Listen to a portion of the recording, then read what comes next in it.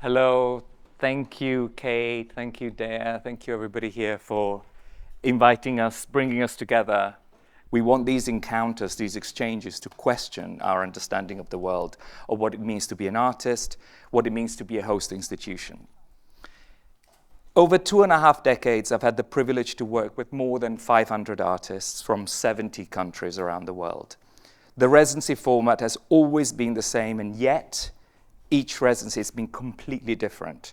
And each artist has shown me, my adopted city, London, with new eyes. For me, in fact, the most exciting part of hosting residencies being the conversations, much more than the actual finished work. The part when you get access to the process of making art and you get to see and be involved in the various stages of making it. For some, it's a methodical, step-by-step layering of thinking and making, while on the other side, you have panic, denial, depression, and all the same leading to a creative output, very meaningful and even a new beginning. It's precisely these extremes and everything in between that characterize residencies in my mind. They're a fixed time, often, where unpredictability happens, where a chance encounter with another artist, with a city, with a visitor, with a curator can engender a complete change of ideas, a change of speed, of vision, something that does not happen when you commission or curate a show, or maybe shouldn't anyway. We purchased and refurbished our building at Gasworks 10 years ago, and I think the most important addition, and it's insane to think that we didn't have one before, is the kitchen, which is a very small and yet the busiest place in the building. It's a place where a chance conversation becomes a friendship, or an idea becomes a work, or an informal way to ask advice to a peer. For me, that's what a residency host can or should offer, a safe space where ideas can flow, where artists can experiment through interaction with each other, a place to try things out. This is why our residencies end in open studios and not in exhibitions, to ensure the process does take precedent over product. As I'm sort of outlining, in my experience, residencies are a place for encounter, negotiation, and reevaluation, both for the artists that are taking part, but also for the host. This is certainly the case when working with artists from different corners of the world. Creating a space that accommodates many world views, customs, languages, and art practices is thrilling, but not necessarily easy. In fact, it requires work, flexibility, and respect on both sides. In the public sector, Gasworks is a non-profit, and so is Triangle. We constantly talk about the importance of cultural diversity, transnational dialogue, inclusions, and residencies are often where these theories are tested firsthand.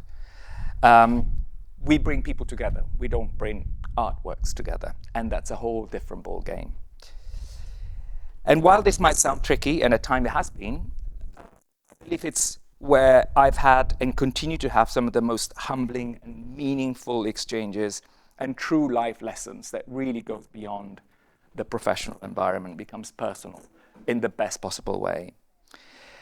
I'm not only talking about big ideas about the meaning of life and you know, what's it all about. It could be about acknowledging that what you believe to be the pressing and urgent needs, it's pretty much irrelevant from a completely different angle. We should by now, but it's still important, particularly for Londoners, to be reminded that we're not the center of the world, but one dot in a constellation of dots. Looking back, it's rewarding to count so many artists, alumni who are now recognized worldwide and have had residencies or studios at Gasworks at early stages of their career. It's equally rewarding to see how the organizations, whose main aim is to support artists to develop their work, has evolved and adapted to their changing views and needs. I believe, and certainly hope so, that this process doesn't ever stop. Another aspect of hosting residencies, which I see as an amazing privilege, is to receive in your inbox, often, thousands of portfolios collected through open calls. And through looking through them, you weave a picture of different art scenes across the work. And here is where I should say that it can be a burden when artists send you 5 times the amount of material that they're asked to send, and their work count goes anyway. But that's for another time. We do 16 residencies each year from countries like Italy, Singapore, Nigeria, India, Argentina, Zimbabwe, Pakistan, New Zealand, Brazil. We get over 1,500 applications for these residencies. And while it feels unfair to whittle the shortlist down to 16, in the end, and on top of the list of finalists, we have an amazing picture of what the main debates, say, in Ecuador are, or in Spain, or in Thailand. Of course, this often remains superficial, but it's an exceptional entry point we get to scenes we otherwise wouldn't know anything about. I see this as a fantastic resource, and it's often permeated in other programs, our exhibitions, our talks. But also, it's a knowledge that I try and share, and I know my colleagues do the same, with colleagues and peer organizations as much as possible. And this is where it's important to say that places like Gasworks don't exist in isolation. We are ourselves part of a network and share ideas and at times programs with peers. They could be friends like Delphina Foundation, Chisenhall, or Studio Voltaire, to name some of our neighbors in London, but also in the case of Gasworks, the Triangle Network, a unique network of art spaces across the world, all independent from each other, many initiated by artists, who are kept together through a common ethos, vision, and a need for knowledge and resource sharing. Gasworks is in fact an offspring, as Kate was saying, of the Triangle Network, which continues to be a space for dialogue and mutual support. The network has brokered so many connections for Gasworks over the years, particularly in places that are off the art world beaten track, areas where resources are limited or where artists feel isolated from international debates and opportunities.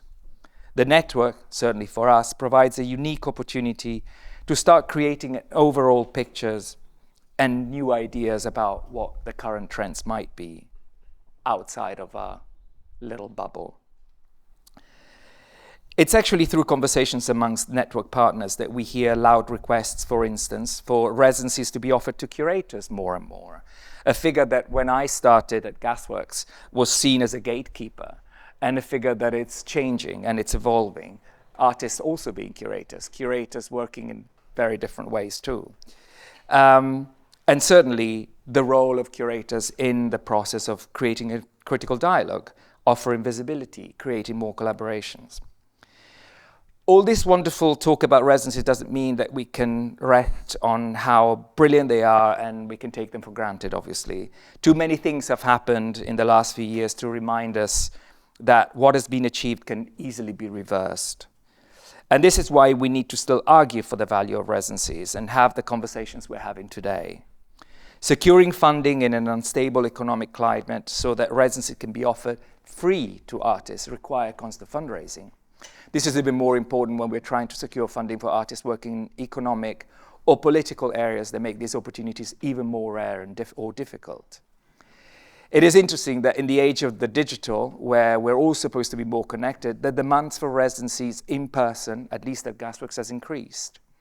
And this is only counting artists in 16 countries where we have financial support and we can actually offer the residency. What happens outside of these 16 countries?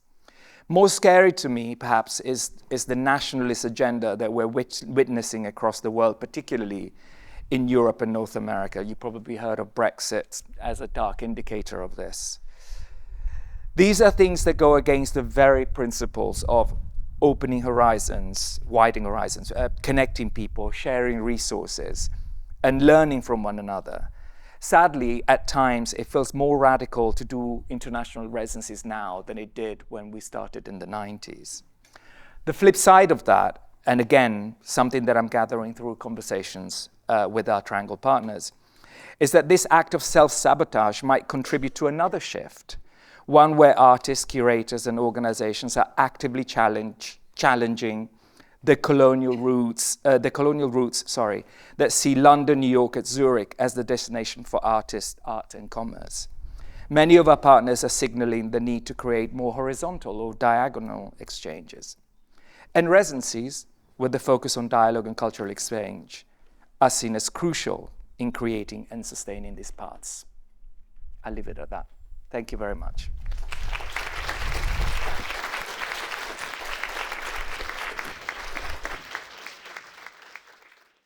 Thank you all for being here.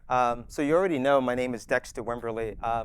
I got here about a week ago, a little less than a week ago, flew from Tokyo, and my jet lag has finally subsided, so I'm really excited about that and excited to talk to you guys about this journey that I've been on. I've been a curator for nearly 20 years, and I came into the art world in a very different way than a lot of my peers. In the mid-90s, right out of college, I started an advertising and marketing agency in New York City. I guess I should be timing myself so I don't run over. I know Kate's going to tell me when I'm talking too much, but I'm just going to put that timer on anyway. I started a marketing and advertising agency in New York City right out of school. And it was through that business that I began meeting tons of creative people, many of whom had gone to art colleges and had studied things like painting and sculpture and fine art photography.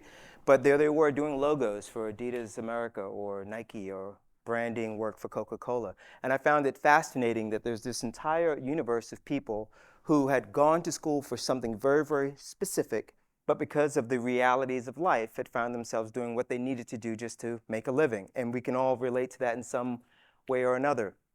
I've been in the ad world for more than a decade, and I just began feeling, I wouldn't say burnt out, but I began feeling like there was something more for me in the world, and sort of like, helping Coca-Cola sell more soda or Nike get somebody else to wear a shoe. And it was the artist in my life that really inspired me to be brave and to be bold and to take on like new adventures. I'm not sure I'm going to advance the slides without the clicker, but maybe it's the force. How about you say next slide? I will say next slide, but don't do that. That was just a test. Next slide. I put this statement in here because it's one of the truest and sort of most sincere things that I can share with you guys today. I have, like many people, gone through a lot in my life, ups and downs, highs and lows, and it has always been art and the artists in my life that have inspired me and given me what I needed to sort of see my world through different eyes. And my association with the art world was not from a place of being interested necessarily in the art. I was interested in the artist. And I built these relationships for many years. And most of the artists that were willing to collaborate with me early on in my career as a curator, when I didn't know the difference between a curator and anything else, are still friends of mine. I began producing shows wherever I could. Again, we're talking 20 years ago in New York City. Meeting people at galleries, not understanding the protocol of galleries, because here I was an ad guy just trying to get some things done. I've learned a lot in the past couple of decades. And a funny thing happened for me about a few years into this curatorial journey. I began figuring out what I was interested in and what my voice was. And I was always interested in social justice, always interested in history, the things that connect us, not the things that divide us. And I began using art as a way to explore these interests. Next slide. And so, as I say here, my curatorial practice is driven by my desire to work closely with artists and to help them achieve their career goals. Because I had been in business for myself for so long, I learned so many things about running an agency and taxes and budgeting and marketing and writing press releases and all of these things that many of the artists that were in my life did not necessarily know how to do. No shade on art colleges, but a little bit of shade. Because I thought it was sort of tragic that someone could spend so much money on an education and leave not knowing some of these like fundamental things that we all have to know as we like grapple with the realities of being adults. And so I began sharing what I knew with the artists in my world, helping them with those different facets. And I realized there was no way I could amplify that on my own. And so I began figuring out ways that I could develop new platforms for artists beyond my curatorial work. Next slide. So I want to tell you a funny story. My life is going great. I got married in 2012. I have 4 children. My wife is Japanese. We go to Japan every year and a half, see her family. wonderful, things are going great. 2018, I launched a new business called Art World Conference, which was a first of its kind event to bring together hundreds of artists and arts practitioners in New York City for 3 days to share best practices around many of the things that I've already mentioned. We got sponsorship from Morgan Stanley and Kickstarter and a bunch of other companies. I started talking to an investor who was really gung-ho about getting involved with the business. We did Art World Conference New York in 2019. We did Art World Conference in LA in February 2020. We had plans for 5, maybe 10 more Art World Conferences, and then something strange happened in March 2020. It certainly was no longer possible to put hundreds of people together in a room for an event around any topic, let alone art and business. But we managed to secure that investment, and we managed to rethink our entire business model. And Art World Conference became Art World Learning, which eventually became Creative Study, as Kate mentioned, and it's an online education platform for artists. However, in March 2020, I thought all of this was going away. And I had arrived in Japan on the 1st of March of that year with my wife and kids, and it became clear to me that I was incredibly fortunate because I was in a place where I was safe, not just safe from COVID, but safe from so many of the things that I had to kind of contend with in New York City. I was also able to think clearly because I was living 7-minute walk to the ocean. I could get up and go and get a cup of coffee or something and didn't have to worry. I had no worries except for the worry I felt for my friends and family that were in other parts of the world. And it was impossible for me, next slide, it was impossible for me to be in such a beautiful, idyllic place and not figure out some mechanism by which I could pay that forward. Because everything that I had done in my life professionally, I could clearly see all of the people and organizations that had taken a risk on me, that had helped me get to that place. And I had time on my hands, like so many of us had time on my hands. I was in the house all the time. And I had that seed of an idea to start an artist residency in 2017. In the middle of doing some shows, I was in Japan. I'd also gone to Dubai. As I've mentioned, I'm very fortunate. I'm a curator who did not study art history, but became someone who is sought after by museums and galleries around the world to organize exhibitions. That hardly ever happens, or so I'm told. In fact, I've been thinking about this a lot because there's so much more I'd like to share with other curators who are thinking about their career, not just the ones that have come in sort of an odd path that I've taken, but even those that have gone a more traditional route. Because I get asked questions about some of these professional development things. So anyway, a little bit about Hayama. It's a small coastal town in Japan. It's not far from Tokyo, about an hour, hour and a half, depending on how you travel. About 33,000 people. The Emperor of Japan has had a summer villa there since 1894, so it's a nice place. And it's also a place where you can think. And so as I began thinking about what my residency would look like, I realized that I did not want to focus on a studio residency where someone would come and they would have to make work. Next slide. I wanted to give people an opportunity to think about the work they had made and what they want to do in the future. But also, as I've said to some of the artists who've attended the residency, you can also just go to the beach every day and read a book, and that's fine too.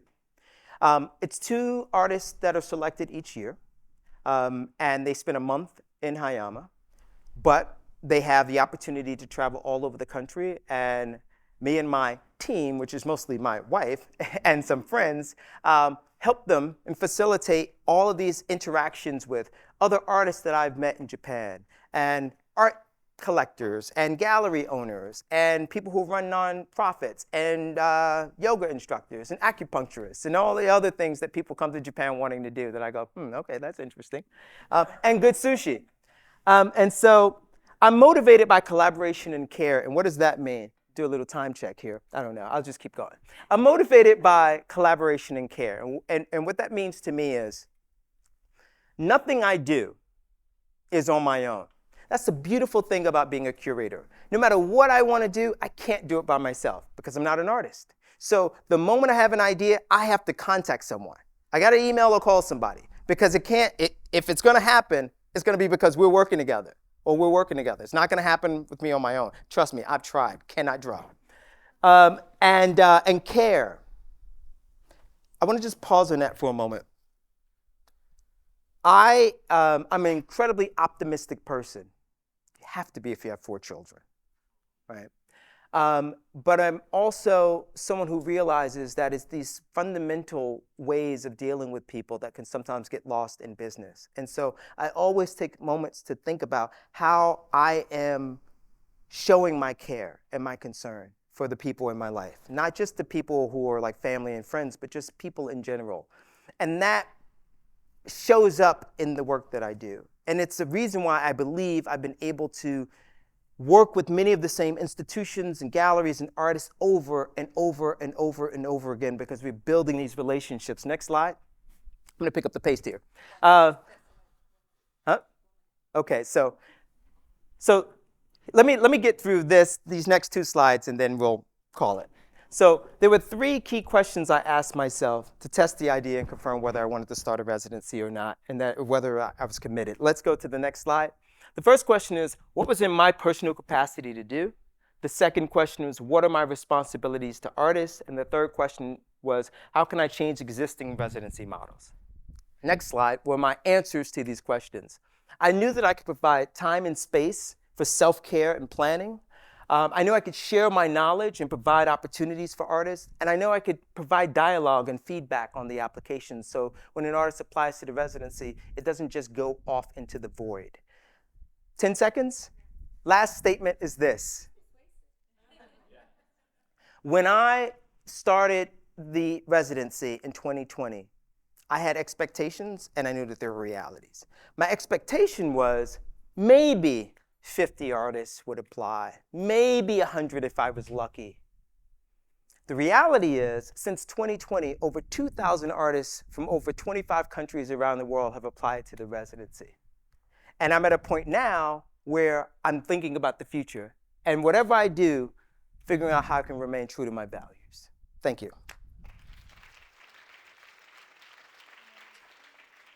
We've been in dialogue with each other for the past week. Many of us have met I've met everybody before, but other people are meeting each other for the first time. So, Dexter, I have a question around the cultural aspects of bringing people to Japan. I mean, you're a guest in Japan yourself, and then you're bringing people who don't necessarily have experience or understand, and it's an incredible and beautiful culture, but how much of that has an impact in that month when artists come? It's a huge challenge, but not challenge in a bad way. As you mentioned, challenges can be good. When I think about the artists that apply to the residency, they usually fall into one of just a few categories. It's the artist who has been dreaming about Japan all their life and has never gone, and that's not uncommon.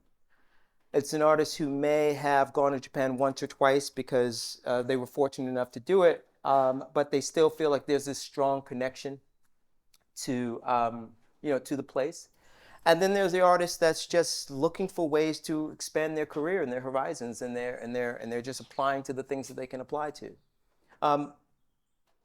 My approach is to tell them throughout the process of making the selections when I'm talking to people is that you have to come with kindness and an open mind.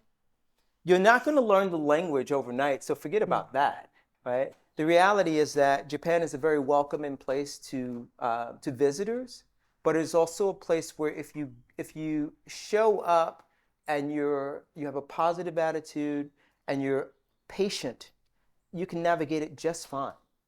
And I think that I've been fortunate because the artists that have gone through the program so far have all kind of fit that bill. Mm-hmm. I don't think I can say that will always be the case, but I think the cultural differences between Japan and say the United States or the UK are so profound that it's exciting. I look at it as a positive. I mean, mm-hmm. The difference is I think that's why so many people have been interested in the residency, because it is in fact another world. Mm-hmm.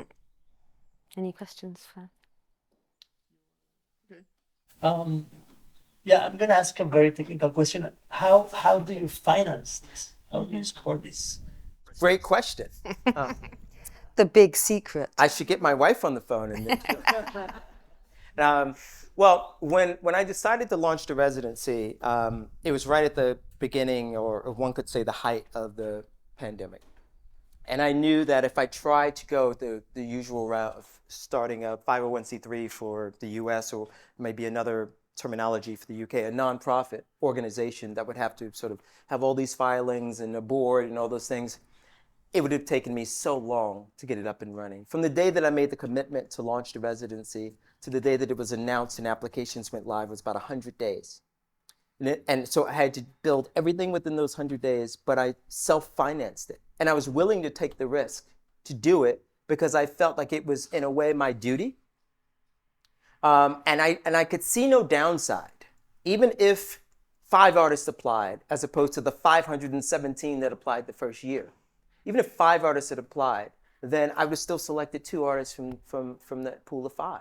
I was fortunate enough to build a career that has allowed me to take care of my family. And then also I started a business that was able to secure some investment in 2020. So I just decided to take the risk. I'm not risk averse. And as I think about the future, these are the questions I'm asking myself. Do I form a nonprofit? Maybe I will. It's likely. And as I think about funding, what are my funding sources and opportunities? Trust me, that's something I think about often. But in the meantime, I'm more than happy to continue sustaining the residency until.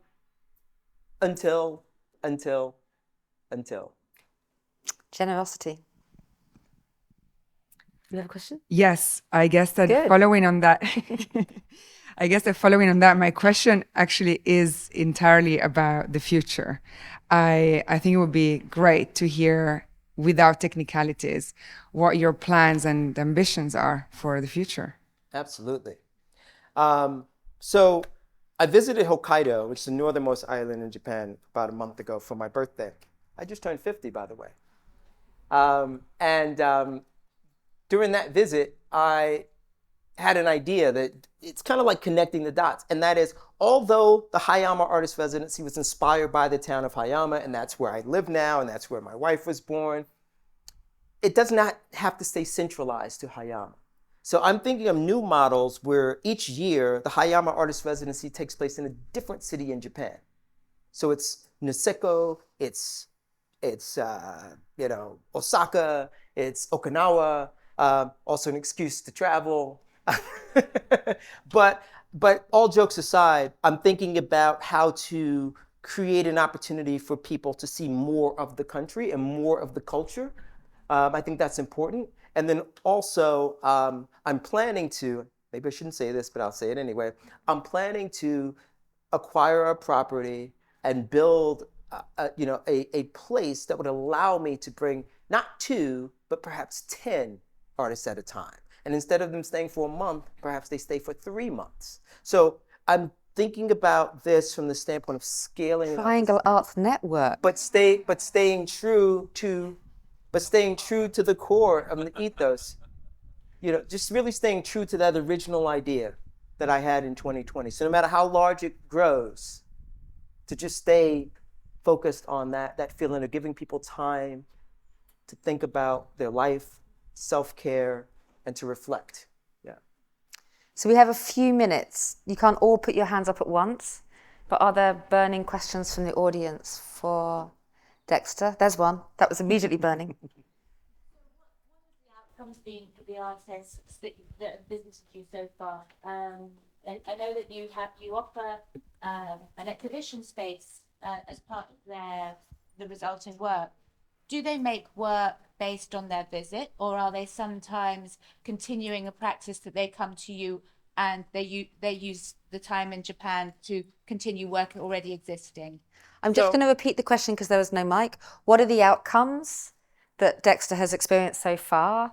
And there's an exhibition space. Do they make the work whilst they're there, or do they bring stuff with them? Great, great. So as I mentioned, it's not a residency where you spend your time in the studio. And if an artist would like to have an exhibition in Tokyo during the time in the residency, I have a partnership with a gallery called Koki Arts that I've had a relationship with for 10 years. And we will mount an exhibition. I would curate an exhibition of the artist or the two artists' work, but that would be from pre-existing work that we would ship in for the show.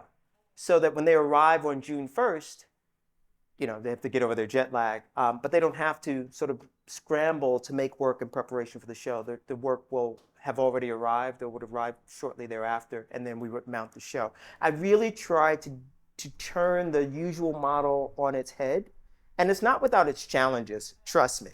And the last thing I'll say is that the latest residency was a visual artist that we also selected a filmmaker.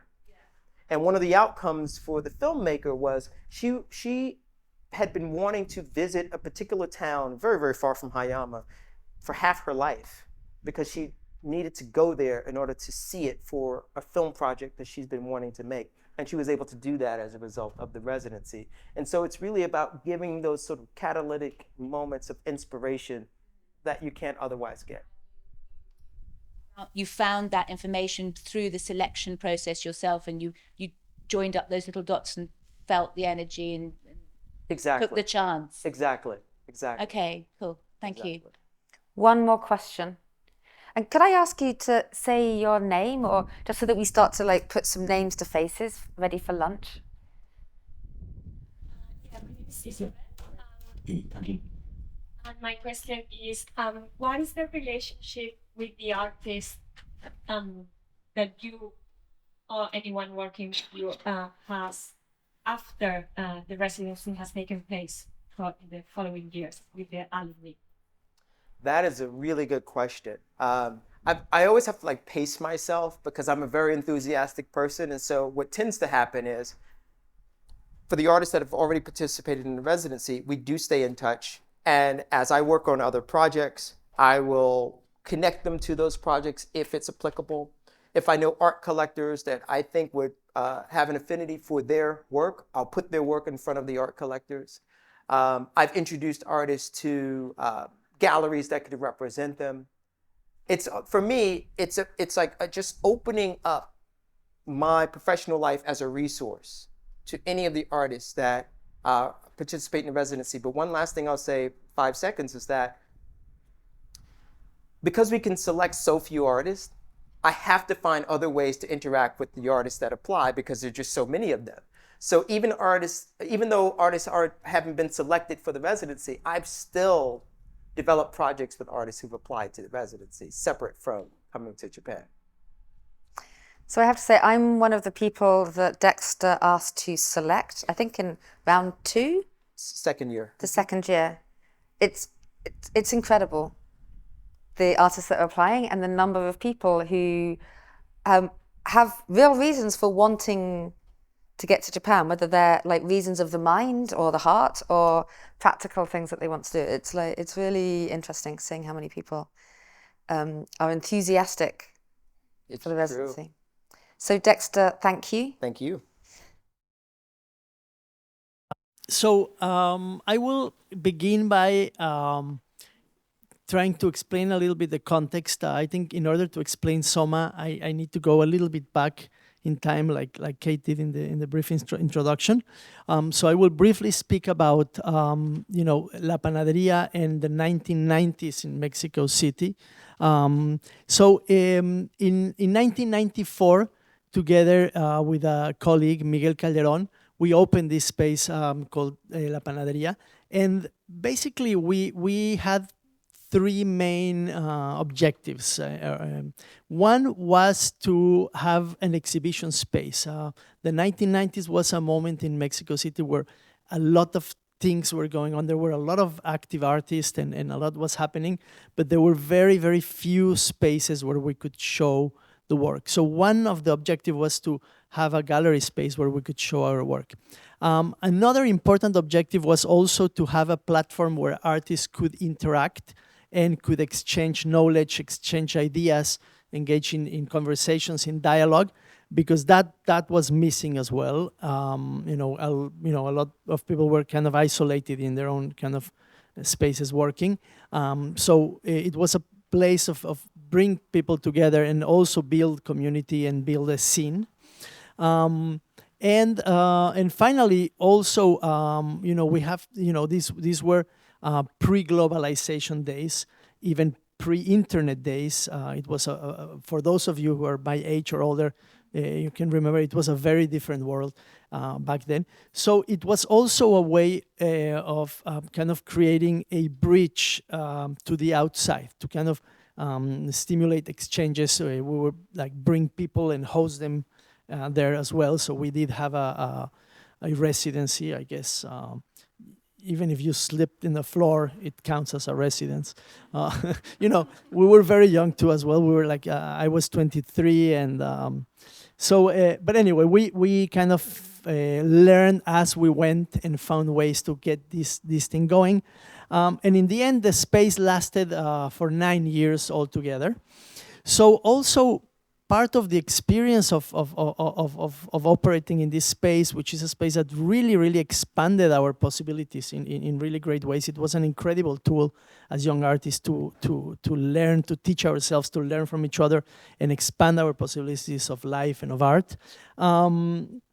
The space also coincided with a huge transition in the world. I mean, basically, when the space opened in '94, and when it closed in 2002, it was two extremely different contexts. You know, we really navigated the transition from you know, pre-globalization to globalization to, you know, pre-digital world, pre-social media, to this new context.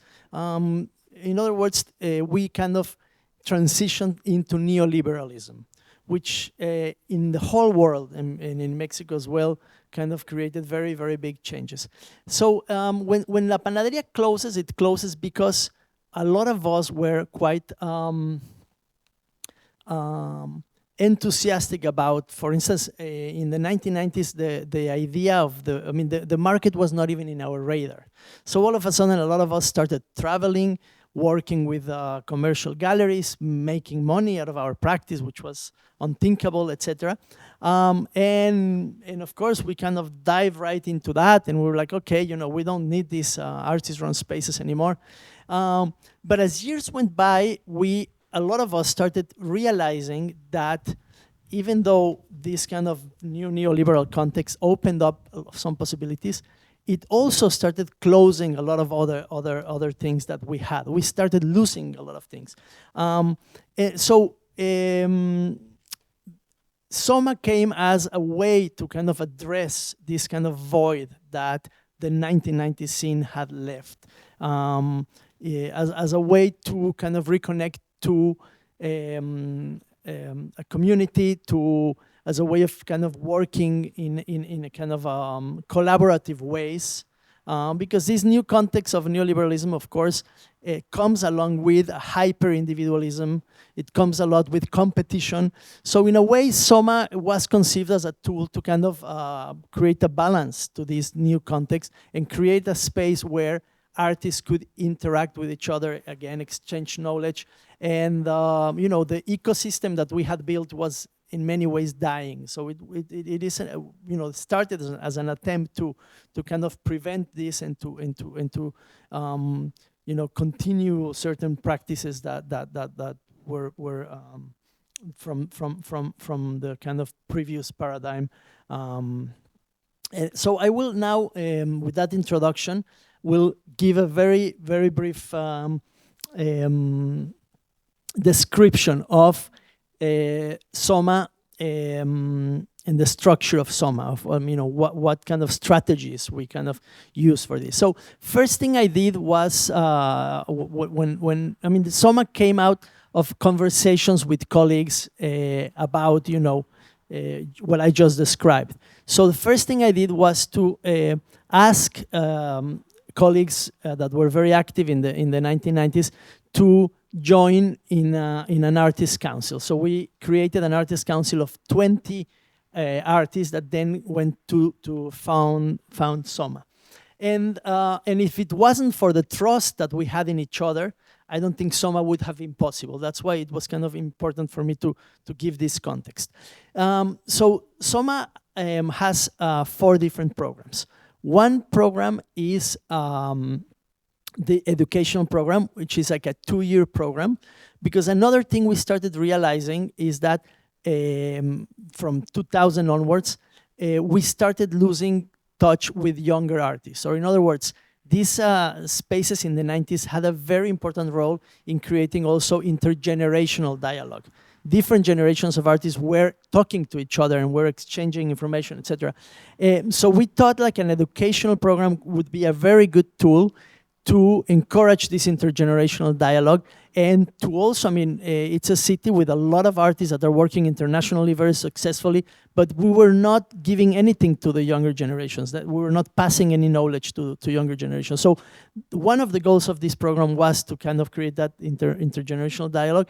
And also, you know, in Mexico, there were no good postgraduate level art programs. There was only one, which is a very small one and a very conventional one. So there was also that need. So the program is a 2-year program for 24 students at once, meaning every generation is 12 students. And here are some informations that, for instance, so far we have had 155 participants from 16 different nationalities, which is something that also we, sorry? 3 minutes left. Oh, God, okay. Well, okay, so I'll go fast. So anyway, next image, please. Okay, another, okay, so this is more information about the next, please. Next. Don't worry, I am, I've frozen now. Okay, next slide, please. But I'll just describe each one of program, not so much in detail. We can talk about that later. So I'm trying to get to the next program, so I haven't frozen. Okay, next, next, please. So yeah, these are images of you know, students and programs. Next, please. Next, next, next, please. Next, let's get to next. Okay, there. So another one of our programs, it's called Soma Summer. And this program is, you know, very intensive and thematic program that has been happening every summer for the last, I think, 12 summers. And this one is an international program. Like for in the previous program, there is an open call, so students apply, or well, you know, interested participants apply, and we kind of create committees every year that select who goes. So, and for this summer one, we have a lot of partnerships with institutions, because I forgot to mention, very important aspect is that the educational program in Soma, everyone by getting accepted gets automatically like a 90 to 100% scholarship. So in Soma, I mean, we believe that business and education don't mix very well. So we decided to you know, raise money. Soma is a non-for-profit for scholarships, and that's it. So for the summer program, we could not afford to give a scholarship to everyone. It's beyond of what we can raise, and what we have done then is to Soma gives a few scholarships, but also we have partnerships with different universities, like, you know, Stanford University, Cornell, with some governments. You know, for a while we were working with the Danish government to give scholarships to different participants. Anyway, and this program is a program that has changed the most, very much same reasons to what Dexter was describing, that, you know, it used to be an 8-week program in Mexico City, that all of a sudden when the pandemic came, and also we very sadly lost the Carla Herrera Prats, who was the director for many years, it was kind of unthinkable to keep doing it the same. So it's a program that we decided to make shorter. It's 3 weeks now, and we took it out of the city. So it has been happening in different rural areas in Mexico. Okay, so next slide, please. So, okay, these are also some figures that. Next, please. Okay, next, next, next, next, next, next, next, next, next, next. There. Okay, so we also have a public program that it's called Miércoles de Soma, and this happens every Wednesday. It has been happening every Wednesday for 14 years. I think we do 48 every year, and almost every Wednesday. And this is a multidisciplinary program. We not only invite artists, but we also invite people of other creative fields. So we've had poets, urbanists, philosophers, and again, the idea is that in this day and age, it is hard to know what others are doing, others in your same town are doing, or in other places.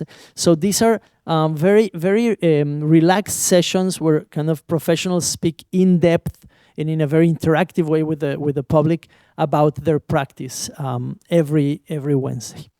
And these are open to the public and free. Okay, next, please. Next. Next. Next. Next. Next. Next. Next. Next. Next. Next. Next. Next. Oh, there. Sorry. There. Okay. Yeah. And finally, we also have a residency, and this is the most flexible one of our all programs.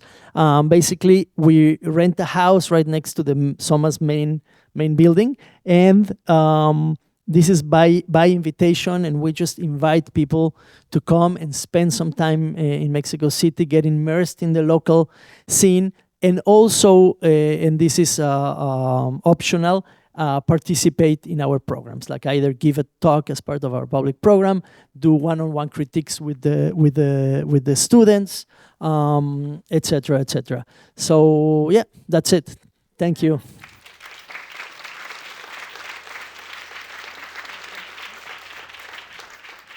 So I'm just curious. I mean, you just described so much, and I can only imagine what you've left out.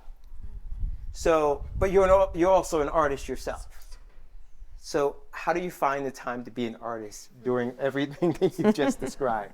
The experience from La Panadería, where I just learned as I went along, I think taught me a lot. And it's important to know that, between the end of La Panadería and the beginning of Soma, there are 7 years. So in those 7 years, I had a lot of time to reflect and understand what went well and what didn't go well. And one of the lessons that I learned was that it's a bad idea to put artists in administrative roles. Terrible idea. It doesn't work. So from the outset, by conceiving Soma and conceiving this artist council, I always considered. I mean, I did it in a way that there would be like a collaboration between artists and art administrators, which tend to be incredible collaborations.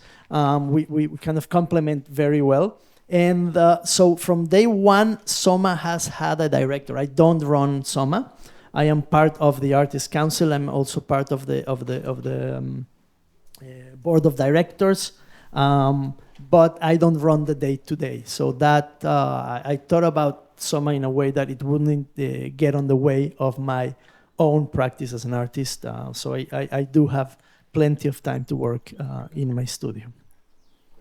And we're very grateful for that. My question again is about the future. Okay. And first of all, I've been to Soma. I love Soma. I was one of the very privileged residents in your residency actually 10 years ago.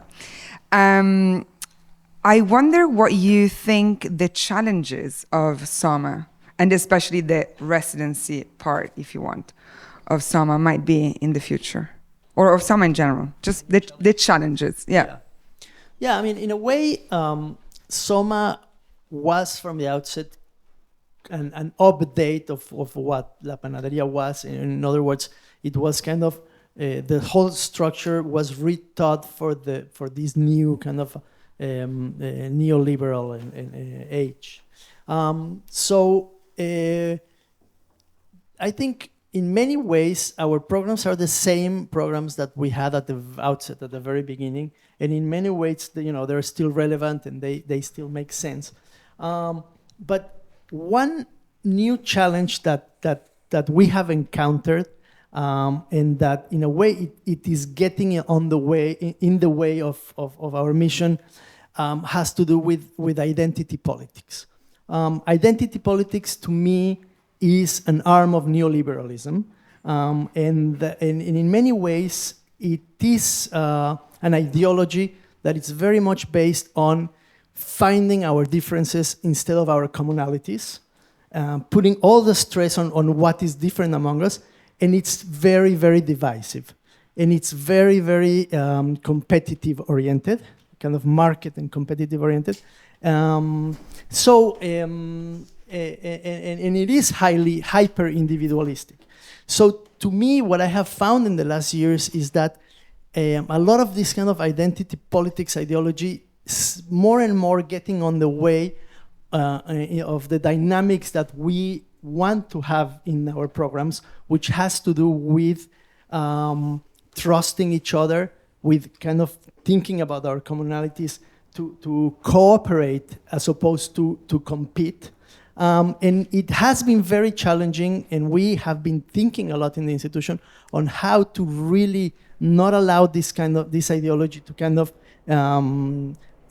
destroy the institution from within. So I think that is kind of like the new challenge that is in many ways forcing us to rethink a lot of the ways in which we work and we structure the institution, to kind of shield it from what I see as this very divisive ideology. Mm-hmm. Let's take you back in time. Now you've gone forward in time. But I think there's an interesting connectivity here, because La Panadería was, as you said, it was a very particular moment. It's, NAFTA, the free trade agreement between Mexico, US, and Canada, was exactly that year. Yeah, the North American Free Trade. Yeah, the North American Free Trade Agreement, NAFTA. And, there was an explosion. Like, there was, people were kind of moving in and out of Mexico. You were able to move in and out.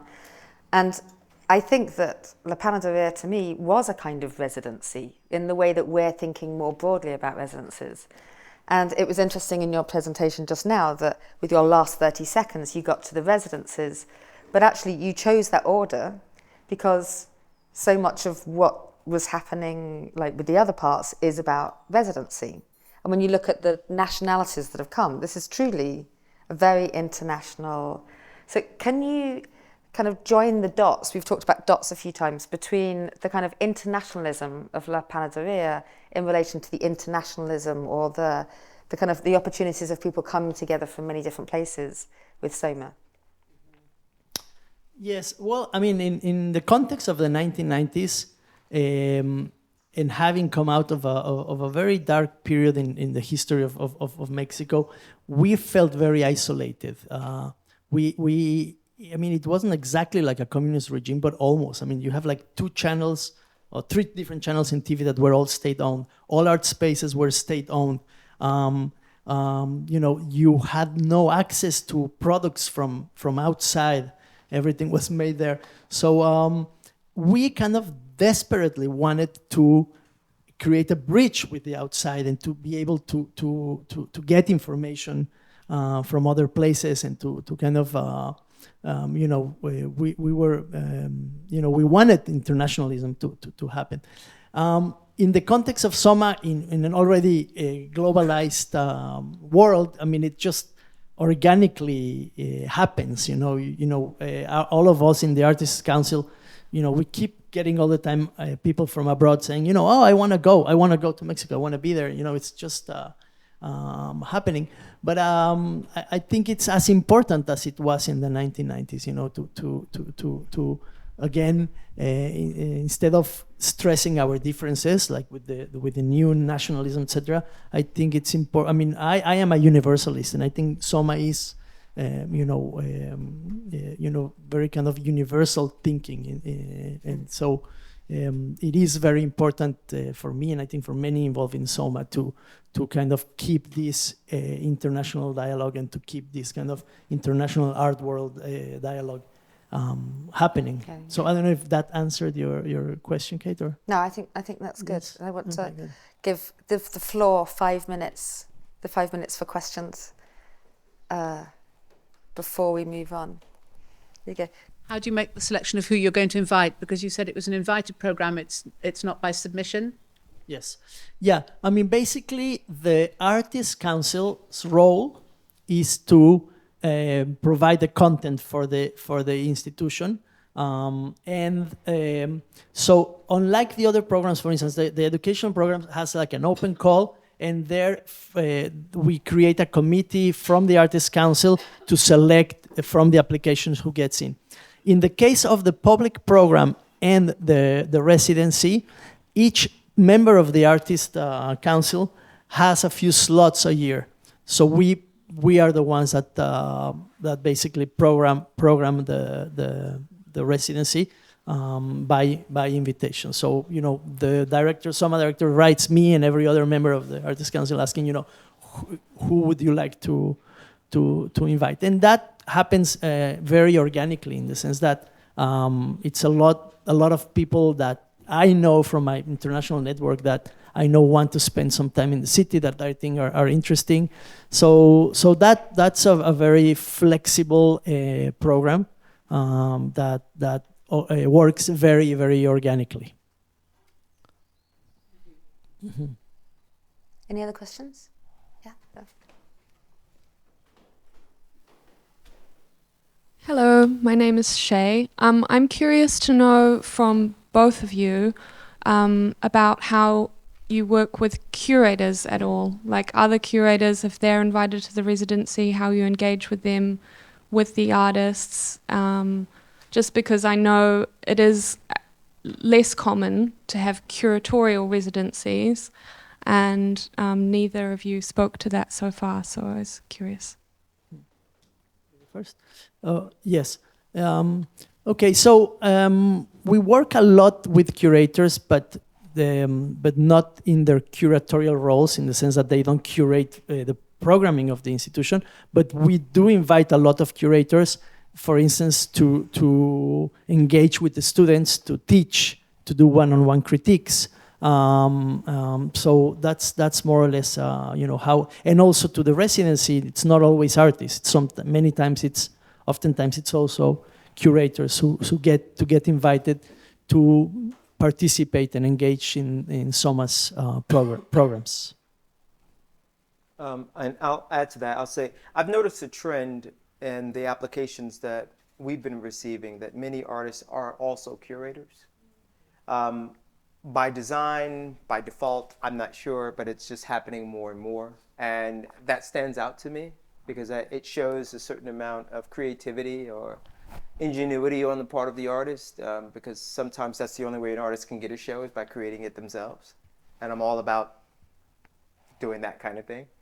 But because there's an exhibition component to the Hayama Artist Residency, I have been planning to take that hat off. There are way too many other hats underneath it, and start engaging with curators to organize the residency exhibitions, so that's one less thing that Dexter Wimberly has to think about, because it's just so much. But yeah, I'm all about that kind of collaboration. Over there's 2 more questions in 4 minutes. Can you hear me okay? I was really interested in the idea of the post-studio residency. So thinking more about artists working in between kind of spaces with communities, especially relating to politics or social justice and those kind of issues. So just wanted to ask you to maybe expand on that a little tiny bit. Thank you. Yeah, I mean, I guess Soma as an institution tries to really be artist-centric, meaning the artists are the ones who determine those kinds of agendas. Like, for instance, some artists in the program need studios, and we provide that. Some artists in the program don't need them. The summer program, like in Hayama, it's not a production residency, but it's more like a space where we can gather and think collectively and exchange ideas and interact.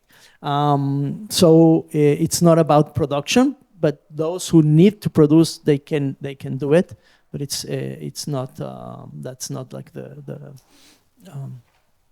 and then in terms of social justice, again, each artist has its own agenda, and then it's the role of the institutions to kind of facilitate what the artists are thinking or what they want to achieve, etc. It's not something that it's kind of imposed by the institution. So yes, but the emphasis is with the art students is very, depending on what their inclinations are, the institution kind of accommodates and facilitates. That's kind of like the spirit of it. So I'm taking liberties now. We're going 1 minute over for the last question. I thought you wanted to ask a question. Yeah. I was. Hi, my name is Elena, and I work. No one's even spoken about art producers, but we'll talk about that later. This might be for later on this afternoon question, which leads on from the social impact questions and interdisciplinary. I hear academic, and I want to know how closely aligned you might be at your residency programs with academic institutions in terms of giving the artists that space to explore further questions that they might have and have other academic scientists or humanities programs, academics involved. Mm-hmm. Yes. Well, we invite a lot of academics to teach at SOM. A lot of the tutors that come and teach are academics. Mm-hmm.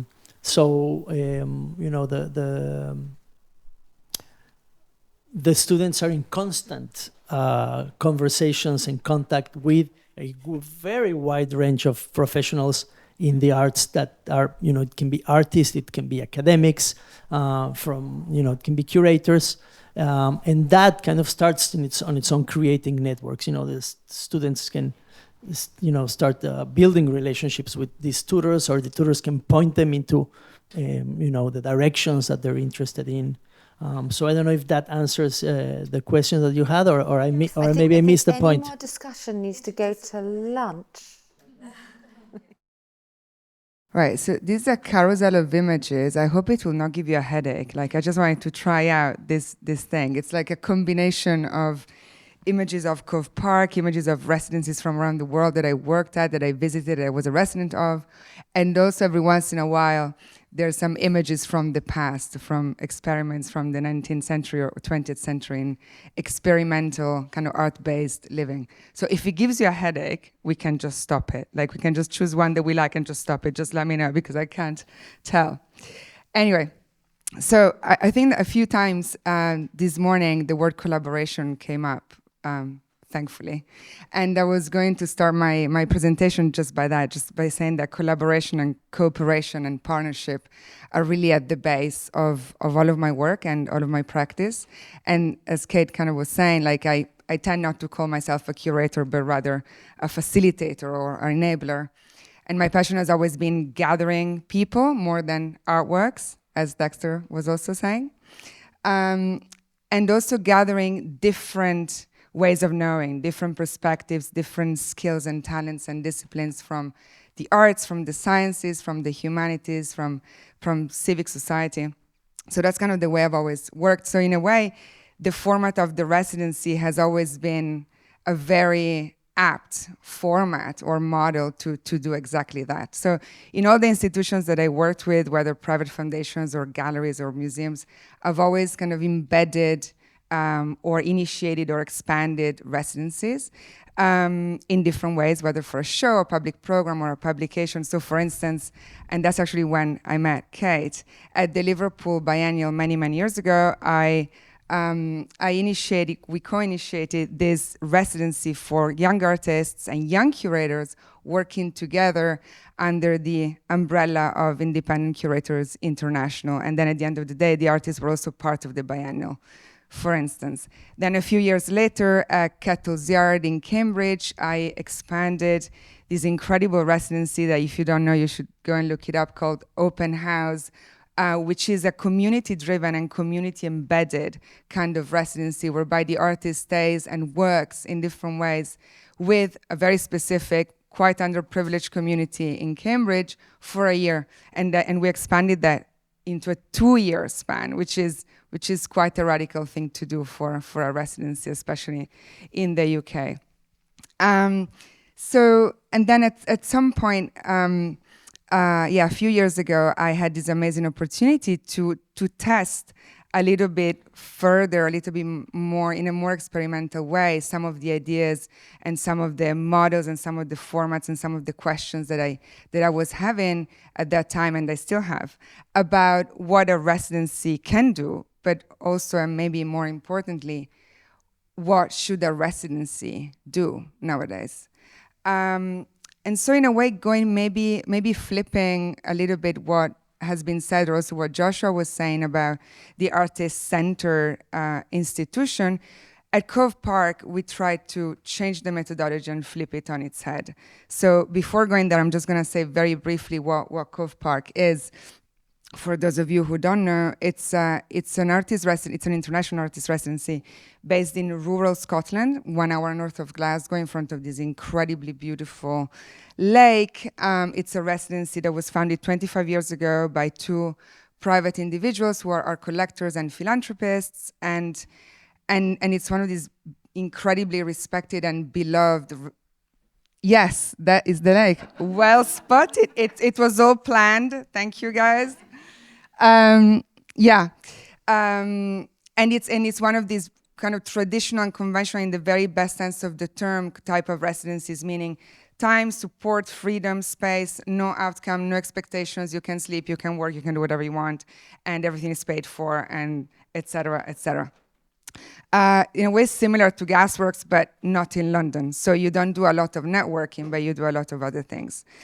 Anyway, so the point there was to kind of change the methodology and try, while maintaining the complete freedom of the artist, trying to put some more responsibility, perhaps, or some more burden around social impact, around social justice, around urgent issues in the real world on the shoulders of the institution.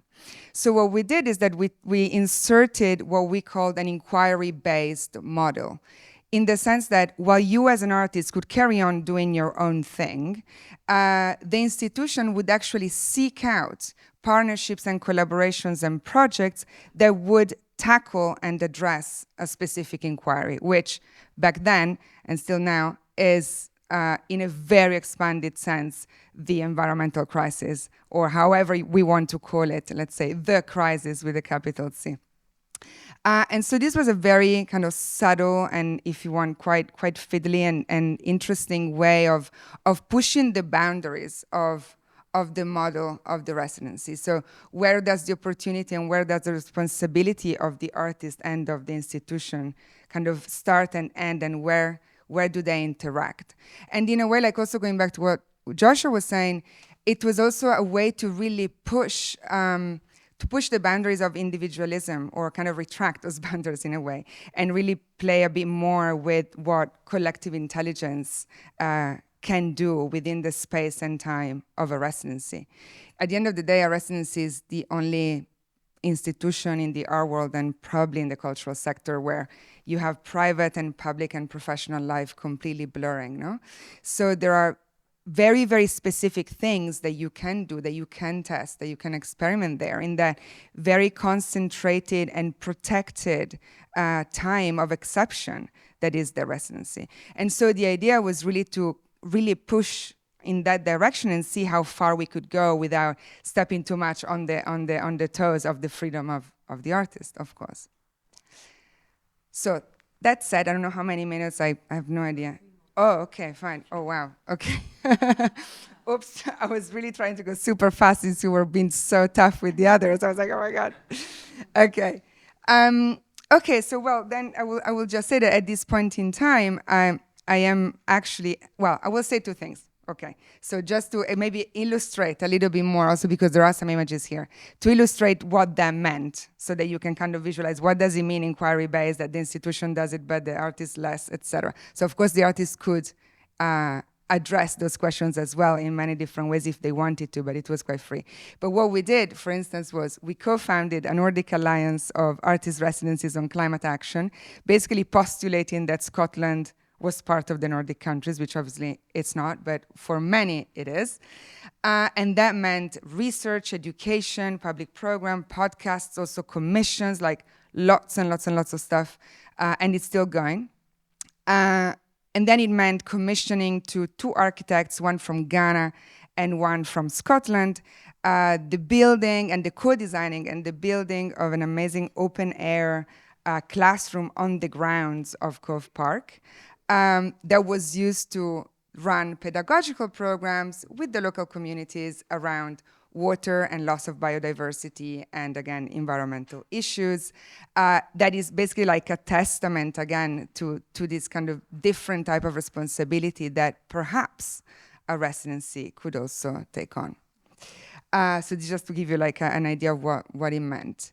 And so at the moment, I am actively researching, again, kind of carrying on my research on different models and different formats of what a residency can be, and more my interest is around really like the kind of co-living and the cohabitation aspect of what a residency is. Of course, I'm talking about residencies for many people, not a one-person residency here, and really trying to also connect the experiences, the current experiences and the current experiments in the world with the legacy and the history of utopian communes and intentional communities of 70 years ago, with all the problems that kind of conversation can bring up, which is in the end a very political conversation. So that's just, again, to give you a context. But finally, I will just mention, you probably noticed that there are some kind of more tropical images, I hope. Well, there's a lot of the Nordics because that's really kind of my network, but I think, yeah, like this one. I'm working with two organizations in Thailand. One is a zero waste music festival, and the other one is a very endearing, very strange, very self-aware kind of hospitality company, let's say adventure. And together we are developing, again, another model of residencies that we like to call land residencies. So these are basically new spaces that we're building in this beautiful, of course, field in the south of Bangkok, between the jungle and the beach, in the same place where the music festival takes place. But the residencies take place when the music festival does not take place, and they last for a year, and they are all based around working with the land, on the land, working with farmers, working with rural communities, working around food productions. Again, you can probably see the kind of fil rouge in my trajectory, but it's, again, like pushing another aspect of what a residency can do and maybe what it should do in these very difficult times.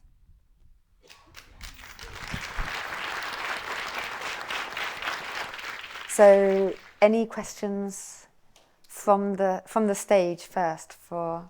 Lots. Shoot.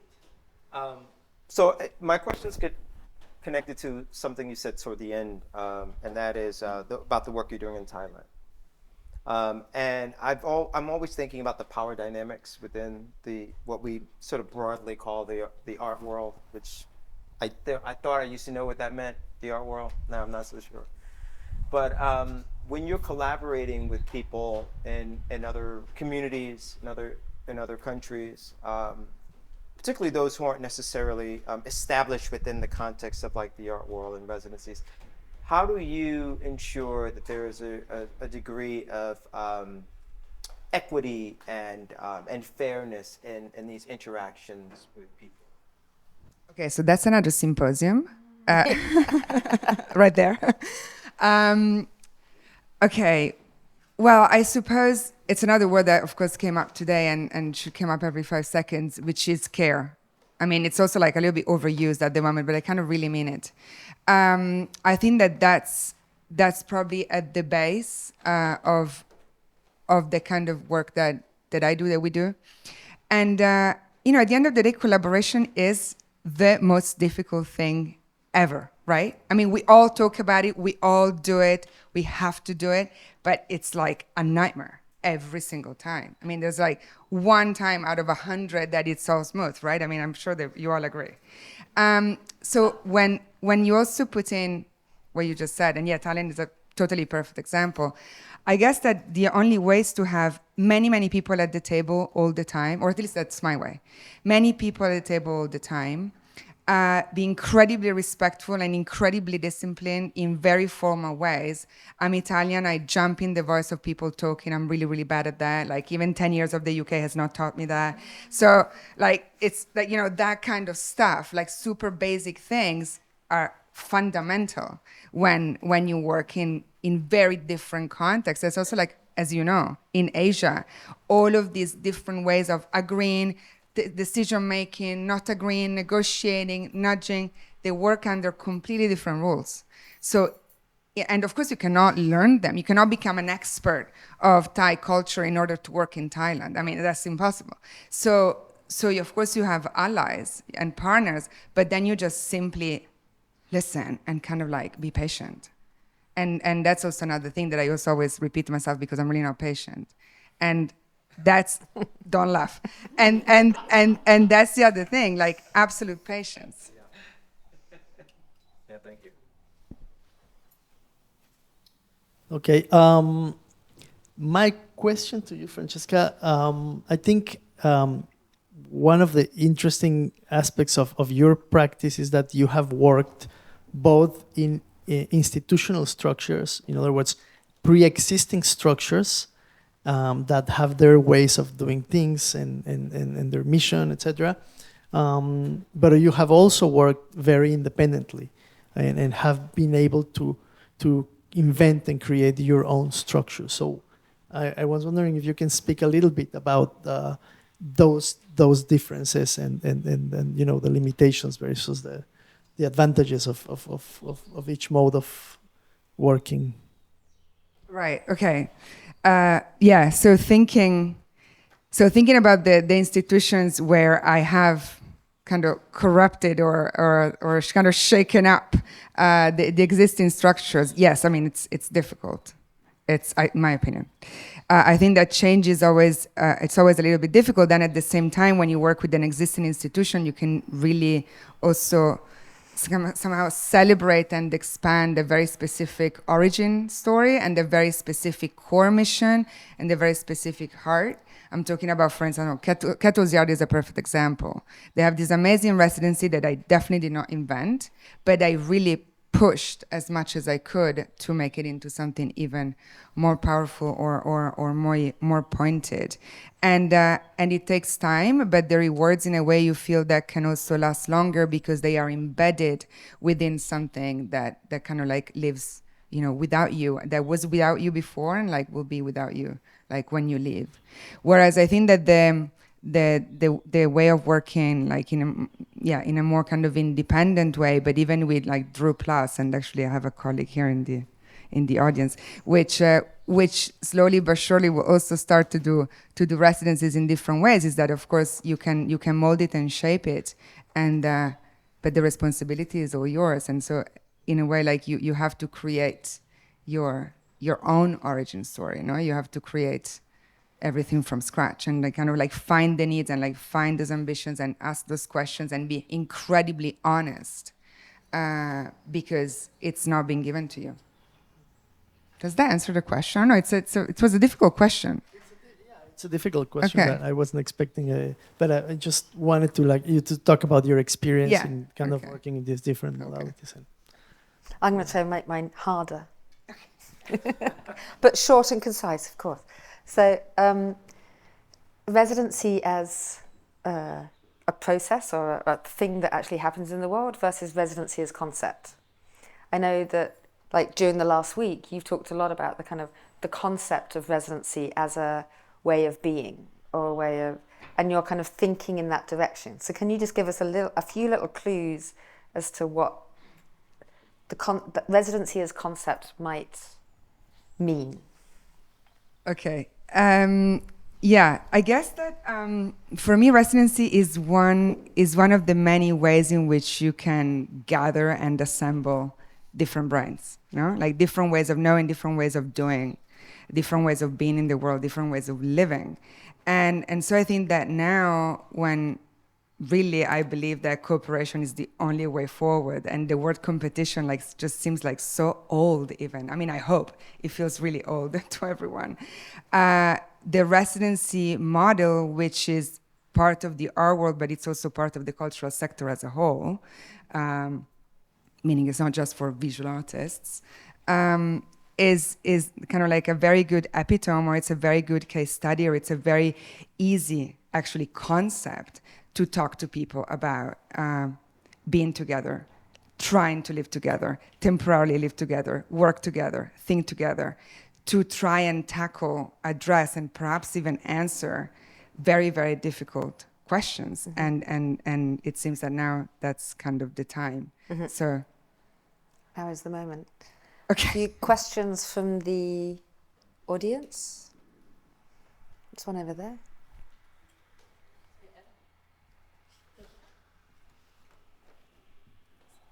Hi, I'm Alessio. I was looking to you how you balance and embed your values around sustainability with your international partnerships and how they can work with. Right. Well, in many different ways. So, for instance, at Cove Park, which was like the perfect example, if you want. I mean, it's a bit boring, but you know, the way in which we took care of environmental sustainability as opposed to socio-psychological sustainability, which was also part of it, was, you know, from changing the detergents, you know, like that kind of basic stuff, or like, you know, toilet paper providers, all the way to stop certain practices in the offices, you know, which is what I think everyone's doing at the moment, to building a new building in completely sustainable ways, which, as we all know, or some of us know, is very difficult and much more expensive and takes a lot of time and etc. But really trying to embrace that, and at the end the building was like half the size of what we wanted it to be, but it was perfect. So that's one. And then the difficulty with residencies, which I think that's probably what you're talking about, is the travel, right? So we don't have the shipping that galleries like, you know, Hauser Wirth have, which is of course a massive thing, and there's so many things that you can do with that, but the travel is like the main thing of residencies. So we did two things, which many residencies are doing at the moment, which is one is to encourage slow travel and also incentivize financially slow travel, because of course costs more. And we did that also by being able to get different grants from different foundations in the world that do exactly that.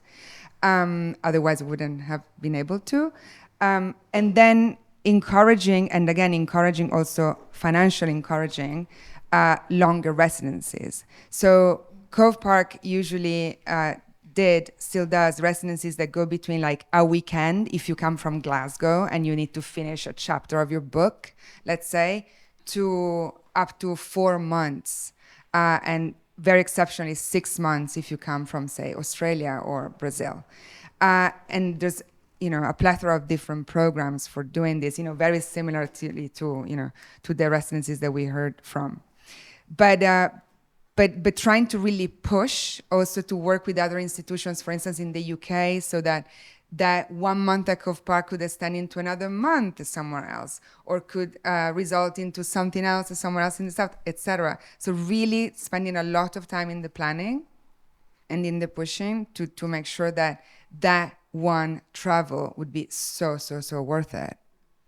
Thank you so much. My pleasure. Any other questions out there? There's one there. Hi, my name's Esther. I do a lot of group process work around sustainability issues.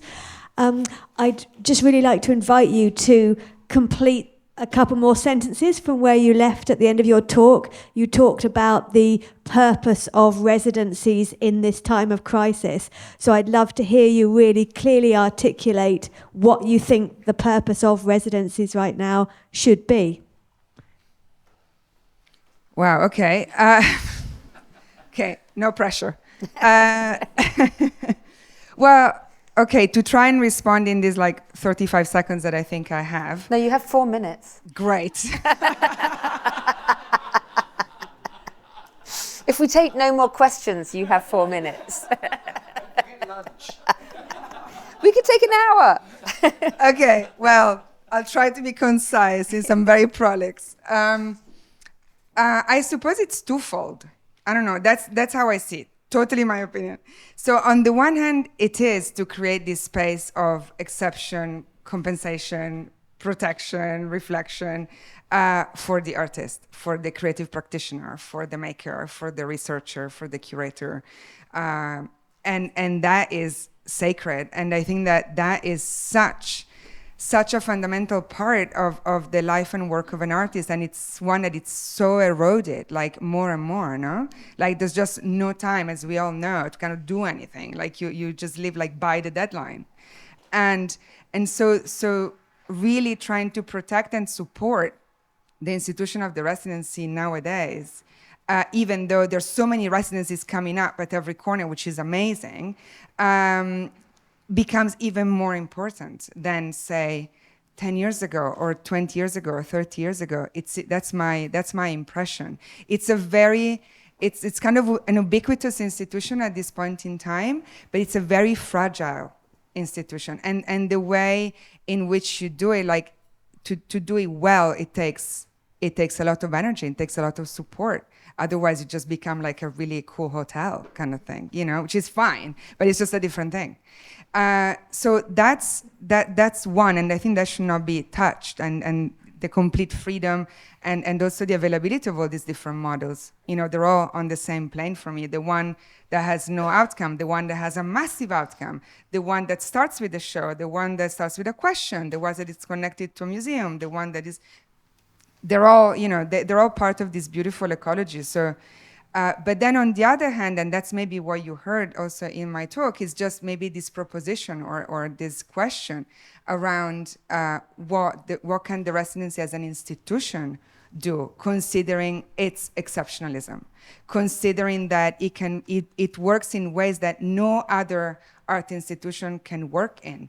You cannot sleep in a museum apart, like if you're a kid and you're at MoMA or wherever, a natural science museum, like for one night, or, you know, like there are so many things that you can do in that space and time that you cannot do anywhere else. And so in a way, I think that now we have I think I have a responsibility to push those boundaries, you know, to push those limits a little bit and try and put a little bit of pressure, a little bit of responsibility on this hive mind or collective intelligence or assembly or assemblage. I mean, there are so many different ways in which you can call that group of people that lives together for a week, 1 month, 3 months.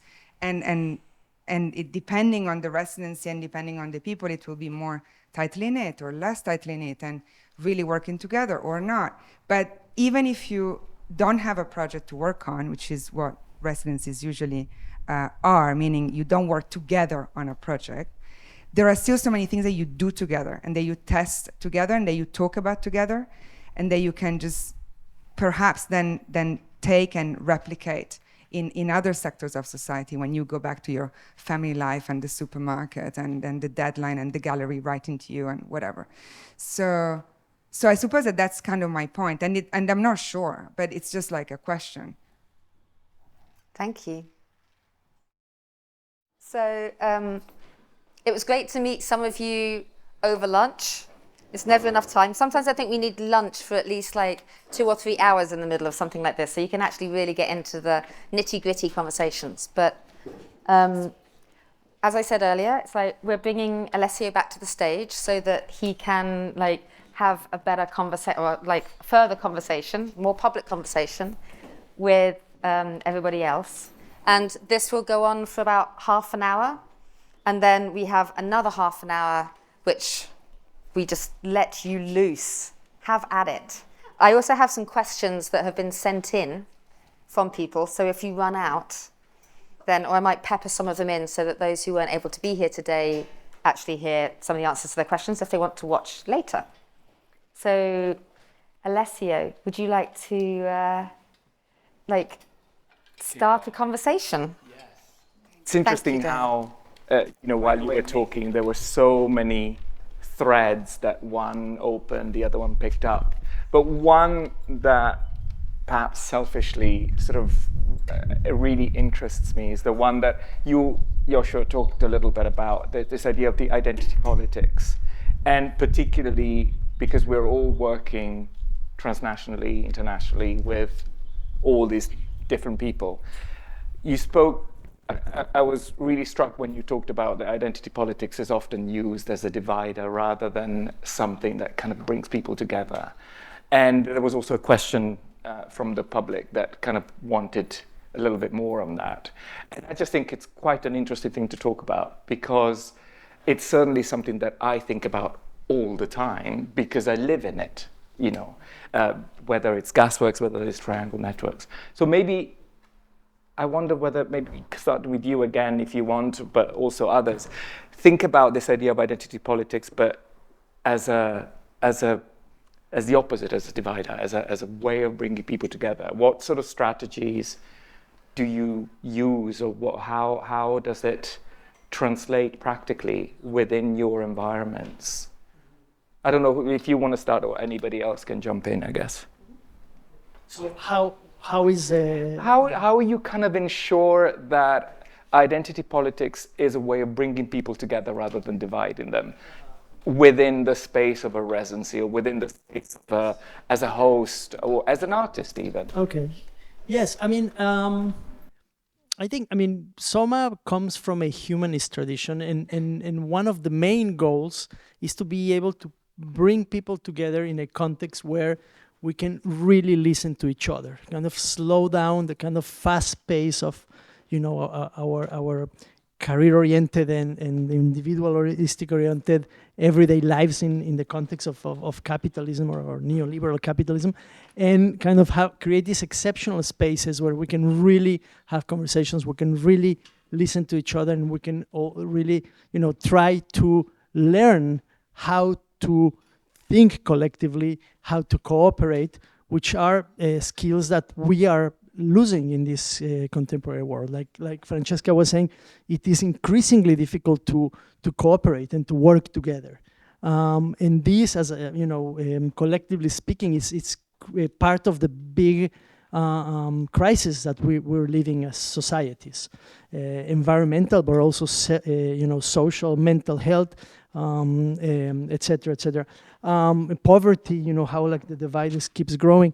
So, I in my opinion, identity politics address very real problems. Of course, we need to address the problem of racism. Of course, we have to address the problem of homophobia. Of course, these are big problems in our society that we need to solve. But in my opinion, even though identity politics address these problems, in practice, it's it's just dividing more than what it is solving. I mean, it's not an effective approach, in my opinion, to these big challenges and big problems that we have as a society. And in the context of Soma, what I have found is that increasingly this type of dynamics of identity politics are not helping at all, are really undermining also the basic values and the basic goals, mission of Soma, in terms of being able to listen to each other and to have real in-depth conversations and to really try to understand what our blind spots are. So instead of changing identity politics, which to me are flawed structurally flawed. The approach is to use other ways of trying to address social injustice and try to address the lack of diversity, the lack of accessibility we have in our societies. I could go more in depth if you want. Yeah, can you give maybe one example? For instance, one example is to not have tuition, for instance, for the artist. The fact that everybody gets 90% to 100% scholarship is one example. That allows a much wider range of artists that need access to education but don't have it to have it, for instance, as an example. And we also, always try to balance, in the each generation to have, at least half men, half women. Mechanisms like that help us, that are not within identity politics kind of paradigm, but that help address those very real problems and very real issues. It's interesting because this kind of resonates a lot with the work that I do. A lot of the time, whether it's gasworks and art, and people say, "Oh, how do you choose an artist from Pakistan or like Brazil to come to London and be at gasworks?" And I say we look for the point of contact. We look for where the research or the interest of the artist meet something that somebody here in London is talking about, or in Somerset. Or in Somerset, thinking of gasworks, but in Somerset, of course. And it's from the outset. It's looking for the connections rather than looking for the separation. Yes. And certainly, also as director of a network, it is all about finding the threads that gives our group a meaning. Mm-hmm. So I think, and we couldn't be a more diverse group. I mean, what do I know about what goes on in Kampala, and what do people in Kampala know what goes on in London? And yet we have tons to talk about and tons to share, and that's where the richness sort of happens. So, sorry. What do you think, Dexter, in relation to, these questions? I think are sometimes addressed from a position of like knowing. Like you are somebody who is decontextualized and thinking through these issues. It's not like you're doing it in the US, in New York, where you're born. You're thinking about it in another. So how do you see these questions? Well, I have a lot of thoughts, but I think to try to narrow it down, I think when you say identity politics, I think I know what you mean, but I know that it's likely that other people have different ideas of like what that means, and we don't have time necessarily to get into all of these different kinds of definitions. But when I think of identity politics, I think about it from the standpoint of an individual or group of individuals sort of like leveraging their identity or using the political climate around identity to, in some cases, for lack of a better word, in some cases to bully a point forward, or in some cases to manipulate psychologically or emotionally the climate, right? And I've seen it done in practice. And my response to that is the life that I live and how I insert myself into the professional worlds that I'm in, and how I carry myself so that I don't necessarily always have to explain my perspective. My work is a reflection of my perspective. So if someone is curious about like who would I collaborate with, you only need to look at who I've collaborated with, and you would understand that I will collaborate with anyone, regardless of their background or ethnicity or any of the other boxes that kind of get checked. And that's on purpose. So I can spend less time talking about things and more time just like doing the work and being a reflection of the somewhat cliche, be the change you want to see in the world kind of thing. We've kind of all heard that. But I do believe that is an important thing, and to sort of be a reflection of the world I want to see. But then also to be very fierce and strong when it comes to addressing what I consider to be injustices, or addressing what I consider to be sort of mental or psychological manipulations that one might use as a result of their ethnicity or their gender or their geography. When I decided to launch the residency, to kind of like bring it back to that, I had conversations with people that were asking me, categorically, is it going to be for, let's just be frank, is it going to be for Black artists? Is it going to be for BIPOC? Is it going to be for like all of these different terminologies? And it never even occurred to me when I was launching the residency to think about it in those terms.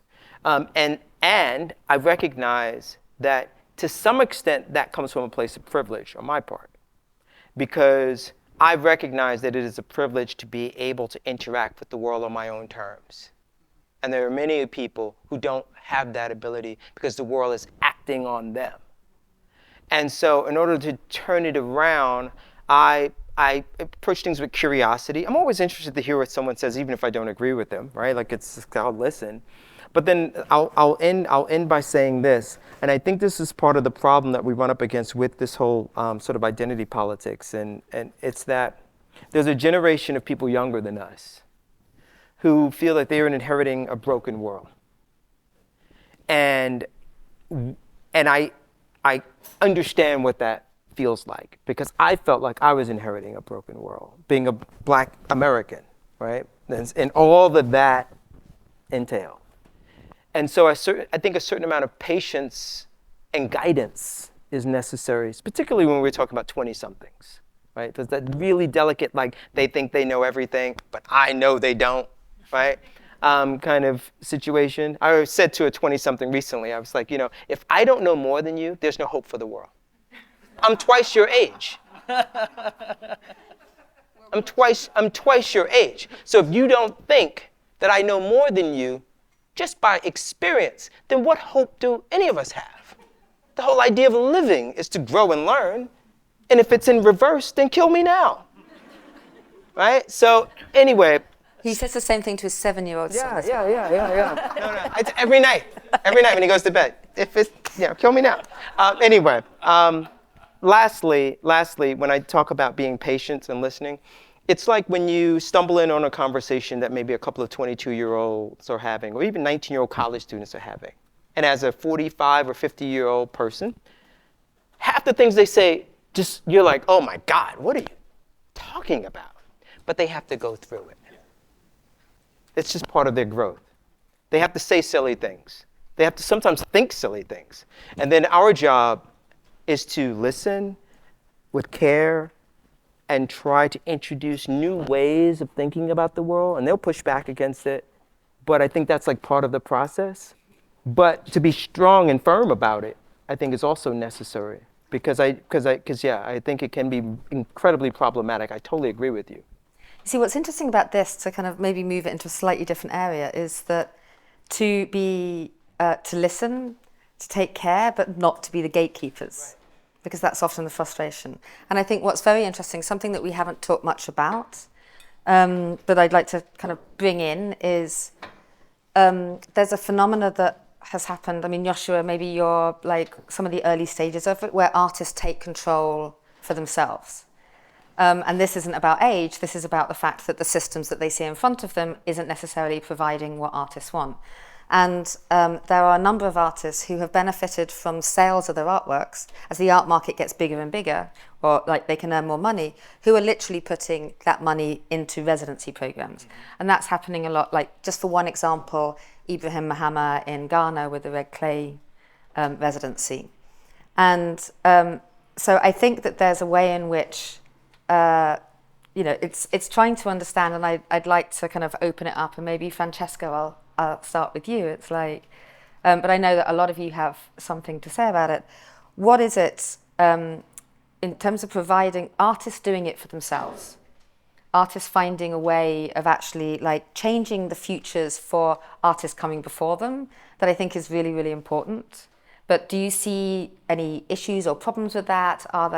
What are the difficulties? What have you seen or experienced? I know, Yoshi, you can talk firsthand, but I want to bring Francesca's voice to the table.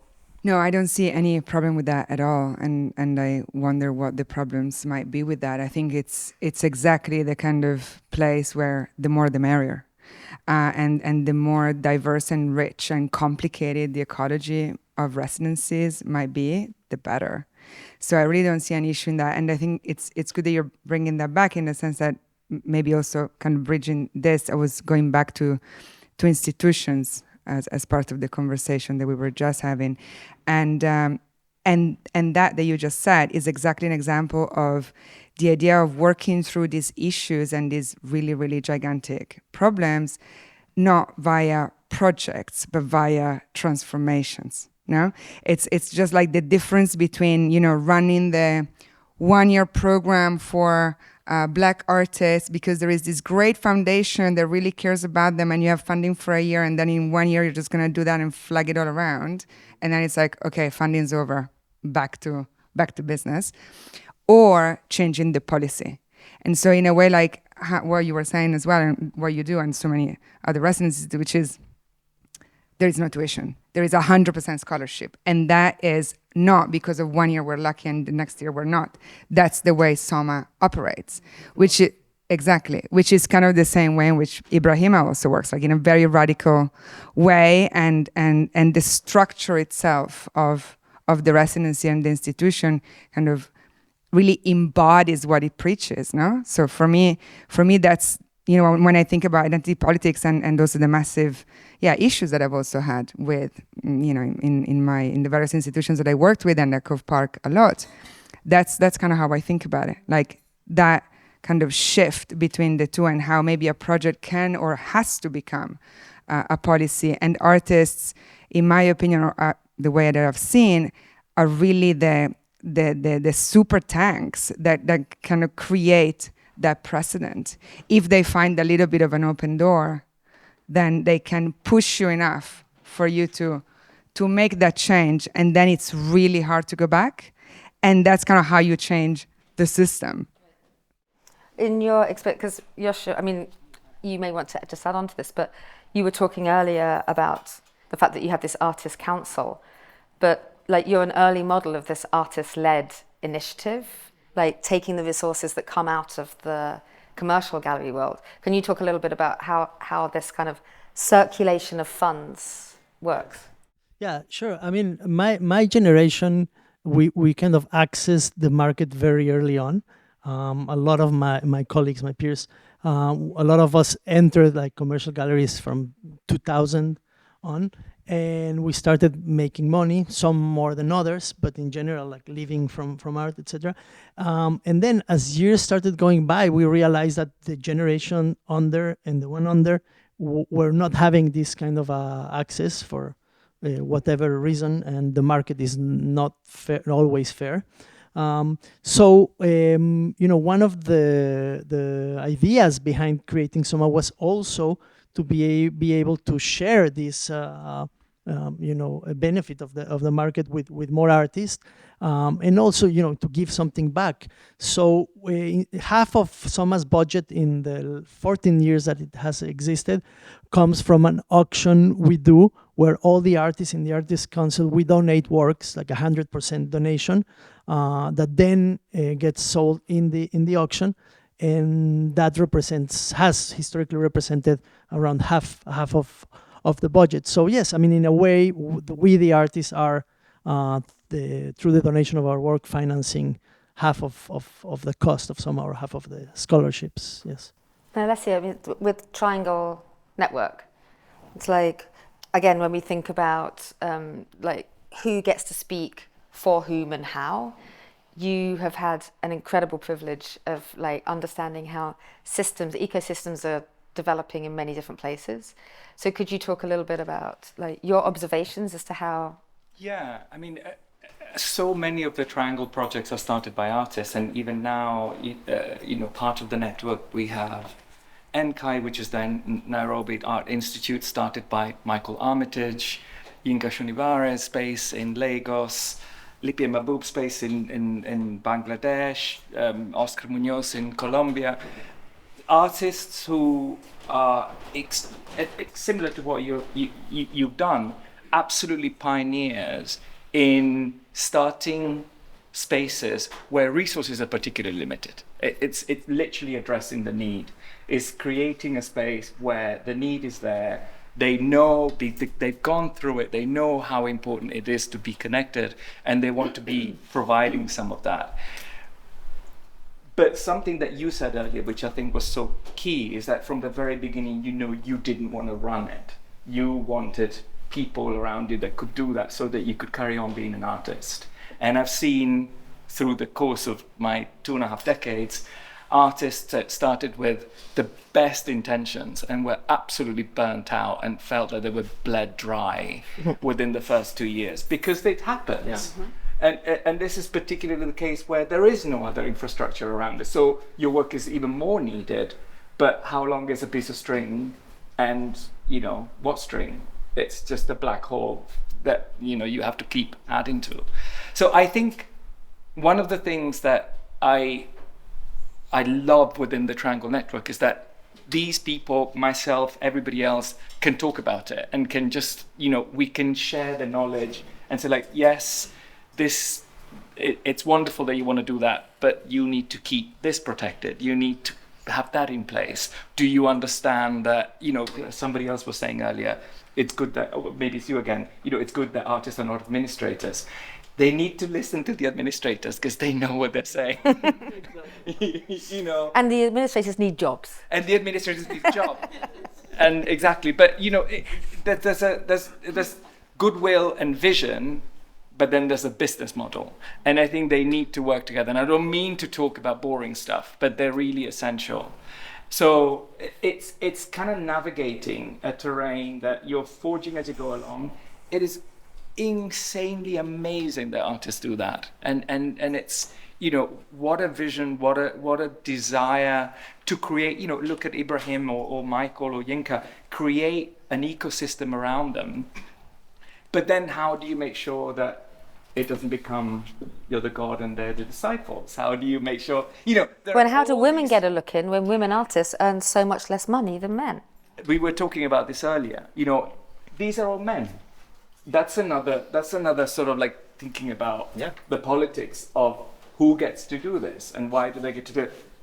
Men should keep doing it. I'm not saying that they should stop, but why does that happen? Why is it only men? And I work with lots of institutions that are run by women, but those are not the ones that get the money for from the rich artists. Yeah. So how do we kind of create a more equitable space within these networks? How do we kind of share the resources? Is something that certainly with the network I think about a lot. But again, I don't discourage artists to do what they're doing, but we need conversations around this so that it could be done in a way that is sustainable. And if it's not sustainable, because things also are allowed to start and end, but then there needs clarity for that as well, because when you start an institution, as much as you want it, there's responsibility. You're creating expectations. You're creating something that has its own identity, and then you don't want to be trapped by it. Mm-hmm. Just as a side note, our artist council is 11 women and 9 men. So there are a lot of women artists donating works. So we're about to transition into you taking the floor. I'm going to, so you have time to kind of formulate, and I know that I've talked to a few people at lunchtime who aren't quite sure what kind of question to ask. Just ask. It's fine. We'll work out what the question is, and I'll tell you if you're going on too long, and we'll find the question in a short way. So, but I think that there's some interesting questions that have come from people before, and one of them is like, what are the pros and cons or the benefits of a residency for one person at a time, or for 5 people at a time, for 12 people or 50 people? Like, what's this? Where do you think? And I'm not going to ask each of you to have an answer. It's just like, because then we'll never get enough questions. But this is something we haven't really addressed. It's like, because there are many different types. And do you think that there's pros and cons to the scales? I think it's strange to ask if there are pros and cons, because it's more about who you are and what you need to do in the residency. So who the residency is for and like what the purpose is. So there will always be pros and cons, but just dependent on what the purpose is. So I've been in many residencies for one person only, which is a very, very specific thing to do, and usually in very remote and naturally beautiful places. And these are really just, well, the ones that I've been to, they didn't even have a studio, so it was really residencies for writers or researchers or artists that work at a computer. And it's always been one of the most incredibly powerful experiences I've ever had, like intellectually, I think, and maybe even emotionally, like really like allowing yourself to reset for that time and then going back like with a completely different energy. It's more of a retreat. It's more of a retreat, exactly. It's totally that kind of model. Then, with small differences, whatever. But of course, in that kind of situation, you cannot do anything about the kind of collective invisible labor or the collective formal thinking or that we were talking about at some other point. So it just depends. No. It just depends on what you need to do, and like also, like if you at that point in time you need that exchange, you need that negotiation, you need that community. So I'm just asking Yoshua because he's done these like. Well, I mean, I agree with Francesca that scale is very relative to what you're trying to do. But in the case of SOMA, we from the outset decided that the institution is not growing in size. It's growing in sophistication, maybe, or in tweaking it throughout the years, but not in size, because of the very specific kinds of dynamics that we're interested in. That with too large groups, too large of an institution, would be much harder to. We would lose the balance that we have. So even if we had a lot more money, we would not grow the size of the. Which is interesting with you, Dexter, because you were saying one of your kind of dreams that like you put into the universe and let's see what happens. But to go from 2 to, you said, say 10 or 12. Mm-hmm. So yeah. I mean, I think I can accomplish the same goal of giving artists time and space to reflect and plan, even if there are a large number of artists coming, if the facility is accommodating to that. I've visited many residencies over the course of the past 10 some odd years as a visiting curator, et cetera, in different capacities. So I've been able to observe group dynamics.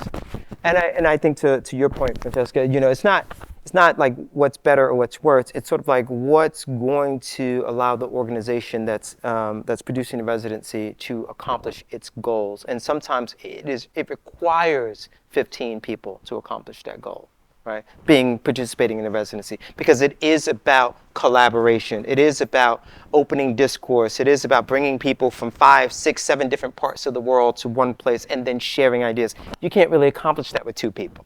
It's just, you can't. Not really. You cannot, period. So it's about the goal. On the other hand, I think, and I'll end with this, the responsibility of the organization coordinating a residency is to also be conscious of like the humanity of the people involved. And it sounds great to invite someone, say, from London and from Lagos and from LA and Chicago and Buenos Aires and put them all in a house. But you also have to be conscious of like what kind of stresses you're putting on people that may be their first time being in that kind of situation, and it doesn't always go well. I mean, so making sure there's some resource in place. If someone's having a hard time with it, they don't just have to live with it. They can talk about it, and you can figure out like what's really going on here. Because I've seen the cliques form. It's like day one, it's like, oh, those two are going to be friends, and that person's never going to be invited to anything. So over to you. It's really a follow-up. Thanks. It's really a follow-up from what you guys have just been talking about. What are the key metrics for success for a residency? Alessio, I'm going to ask you to, did you want to answer that? Well, I mean, I'll just do a very quick one that metrics are very hard to do in the context of art, because one way we can sort of measure it, although it's very tricky, is by following the steps of the people that went through the program. And for instance, in SOMA, a lot of the people that went through the program are doing really, really great work and are doing really good, in their careers. A lot of them are now donating as well to the auction, and so that, I guess, is a sort of a measure that we can. A flippant answer to your question would be when the artist on their last day said, "I can't believe I'm going. I still have so much to do." And it means like, great. It's funny. It's funny you should say that, because I was thinking something similar to your question. To me, because the only measure I have, because my residency is only 3 years old, is the constant reminders I get from the people who participated that they would love to come back, like tomorrow. Can we do that again? So it's kind of tongue in cheek, but the point is, I know that won't always be the case. There's going to be someone that has a hard time at some point in time, right? I've just been fortunate. So far, so good. No, same. I mean, I've been doing it for a lot longer than that, but actually, it's really important to kind of like separate the metrics based on volume, like all this amount of work and all of that, particularly when the residency is about conversations and stuff. And I think if you realize that during the residency, the artist is being extremely engaged, interested, busy doing this, busy doing that, then it feels like this is productive. A lot of the time, residency's outcome, in the most sort of like traditional sense, happens 3, 4, 5 years after the residency. It's what you've been able to collect, but it doesn't have to be physical. It could be that experience. And you pick it up. I mean, if you're present, if you're there with the artist when they're there, you pick it up. Some residencies end with tons of work. Some ends with none. And some with a nervous breakdown. Some have a nervous breakdown. But they needed to have Amazing. Yeah, exactly. The amount of artists that literally were in a complete panic halfway through the residency, it's like, I haven't done anything, and this. And then to really sit with them, it's like, don't do anything. Don't do anything. And then something happens, and it's magical, and it's beautiful. It's just removing that pressure. It's what you were saying earlier. There's such pressure to deliver, whether you're an artist or any other job. And we need to kind of acknowledge that the role of residencies, most of them, is to actually create a little bit of get out of that capitalist way of living for a while. So you have to adapt the way you measure success, not in a capitalist way. You have another question? Hi, yeah. Gosh, I've got a really loud voice, actually. I don't need this. I'm Lou Rainbow from Dartington. We've got some artists here who are going to be in residency here soon, so that's really exciting. Dartington is 100 years old in its modern guise, and it has 3 pillars: arts, ecology, social justice. For the 100 years it's been active in this area. And we try and thread those 3 pillars into every piece of work we do. And I've recently been collaborating, trying to get out of that sector into other sectors that arts influence. And we talked about this earlier, you and me. It's like, I wondered, you've got immense knowledge, and it's like, do you share it outside in as much as, do you ever go to like a local authority in London? Do you ever say, hey, let's use some of these spaces you've got for residencies and help them understand that their dull spaces become alive with art? I mean, I know it's a basic question, but it's like almost, we feel like we have a duty to actually help people understand the transformational side of art. Really? Well, that's the London example, but I think that you would be able to answer in different places. Certainly from my point of view, I think, just the fact that perhaps similarly to you, we are funded by different sources. Some are public. And I think with public funding comes public responsibility. And of course, we just don't want art to exist in a bubble where it goes from here to Tate storage. We want it to kind of have all these other interactions in between. And I take it as a institutional responsibility to think about, how do I make this accessible? How do I make this viable? How can this be inspiring? I'm also not in the business of turning everybody into an artist, but I do think that art has value beyond, the white walls. So I think that's what you try to create. You try to create a space that has multiple ways of of engaging. And a lot of the time, make sure that you don't instrumentalize the artist in the process, because that happened a lot. And it still happens a lot. And I'm very aware of it, because you're trying to kind of like wheel out the artist, the community's laughing, you take the pictures and you send it to the funders. That's awful. So it's sort of like, it's a very sophisticated way of existing within and beyond the art world in which you operate. And maybe just like what's interesting is that you can take a horse to water, but you can't teach it how to drink. One of the difficulties with duty is when it turns into a kind of preaching, and the person at the other end can't actually host or create care in the way that is necessary. It's like, and a residency, like let's say you would persuade, I don't know, 3 fields across somebody that likes the idea of residency but doesn't actually know the kind of hosting or the generosity that is needed, then you're putting artists into, they need to like really want what it is. They've got to want it, yeah. Other questions over there? I was just wondering if there were any partnerships between residencies that any of you are aware of that exist. Oftentimes people will apply for residencies, and I know a lot of artists who've been rejected time and time again. I was just wondering if there's any partnerships that exist between some residencies where if these things happen continually, they can say like, we're full up, but perhaps check out this person, check out this place. From the outside, oftentimes residencies look very insular. So I was just wondering if there were partnerships that you guys are aware of. I'm happy to answer that. Not that I know of in that form. I think that, as you also heard, every residency receives a huge amount of applications that cannot possibly fulfill. And in a way, it would be kind of difficult to then kind of, ask another residency to fulfill some of it. Like that's usually a bit difficult. However, there are other things that I think some of us do and many other residencies do, which is to get back and give proper feedback, especially to those artists who apply over and over and over again, and invite them to, this is how we do the Echo Park, invite them to a real conversation on Zoom or in person, and really try to help them in a different way.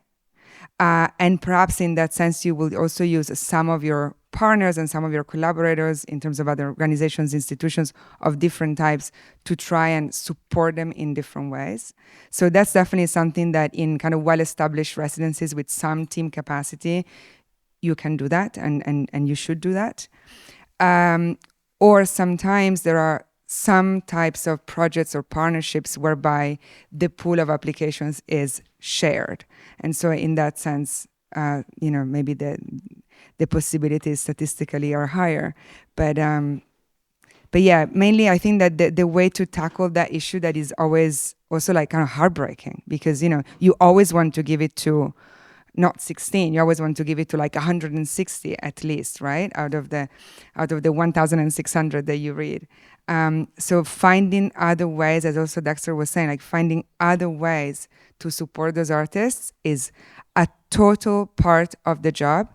And it's like totally part of that kind of invisible labor that does not make for a good photo op and does not make for anything, just makes for like millions of emails and Zoom conversations that you and your team run in order to help the ecology.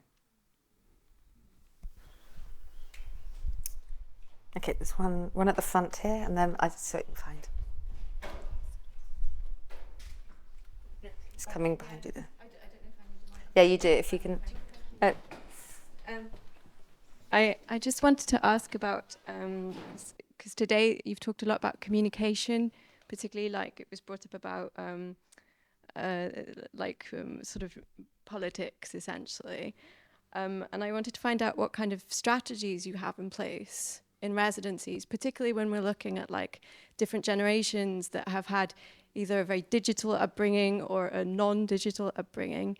And like, what do you do? What kind of strategies do you have in place to kind of encourage sort of positive dynamics in groups and sort of ease into that communication? Who wants to take this one? You? No. I thought you wanted to because you had. But I can say something. Yeah, please go ahead, please. Well, I mean, we have different strategies. I mean, one strategy definitely is to slow down. That is one of the strategies, to kind of slow down this kind of very fast pacing and try to really, take the time to think collectively, to develop ideas collectively. That has helped a lot, and also helped a lot to kind of bridge generational kind of gaps. So that's one thing I can think of. Also, another one is to kind of work outside the kind of spectacle paradigm, to kind of really focus on content, focus on discourse, focus on what we normally don't focus in the everyday life, has also helped, to engage in real conversations that are not about, an image you want to project. They're not about me, but they're more about, trying to engage in an intellectual kind of collective conversations. So those are two ways that I can think of, like I noticed we've all had dinner together outside, and it's like these moments where you're bonding over food, essentially, just sort of bringing it back down to basics. And it's more at that kind of material level, and also in terms of activities that are not just about the sharing of ideas, but are kind of like bodily in space and grounding. Something I want to add, and I mentioned this to some of my new friends at Hauser Wirth a few days ago when I arrived, and we were talking about the residency, and I said, it's funny, I think about it all the time, but I don't talk about it all the time because I work from home, and trust me, they've heard enough, right? So when someone asks me questions and I get to talk about it, then I hear it in a different way. And then it sort of like reminds me of like what this journey has been, and it kind of connects to your question. So we all know there are a lot of artists out there, right? Like it's kind of like you could say it in a sort of tongue-in-cheek way, but there are. But when you actually have 900 applications in front of you, you realize just how true that is, right? And you're going through them. And then the process of reviewing applications has been a very emotional process for me. I didn't think it would be emotional. If you had asked me 3 or 4 years ago, would it be emotional? I'd say, no, you just kind of look who's doing the best work and you kind of figure it out. But when you hear people not only tell you how much they want to participate in the residency, but how badly they need to be someplace else, and how critical that could be for them to just have some space to think. And then you also get applications from people who are, without exaggeration, 75 years old or 80 years old, who are still trying to build their career, right? And you read this and you can't say yes to everyone. But for me, it's been about figuring out other ways to, like you say, support, help, engage. And that's why I'm so happy at this stage of this journey, because I can already predict, at some point I will probably have a residency for for artists who are parents, and a residency for artists over 75, and a residency for artists with disabilities, and a residency, it's a limit to what anyone can do even with an organization. But clearly there's a need. Right? The fact that a new residency gets, over the course of 3 years, gets 2,000 applications, that's ridiculous. And you think about it just in terms of what's out there. So there's this need, right? And I think it's about collaborating also to fill it, right? Because there may be points of collaboration that we haven't even the 3 of us haven't, 4 of us, 5 of us haven't even explored, right? So I'm all for that, right? But I just caution you, if you start a residency and you're reading the applications, make sure you have something to drink.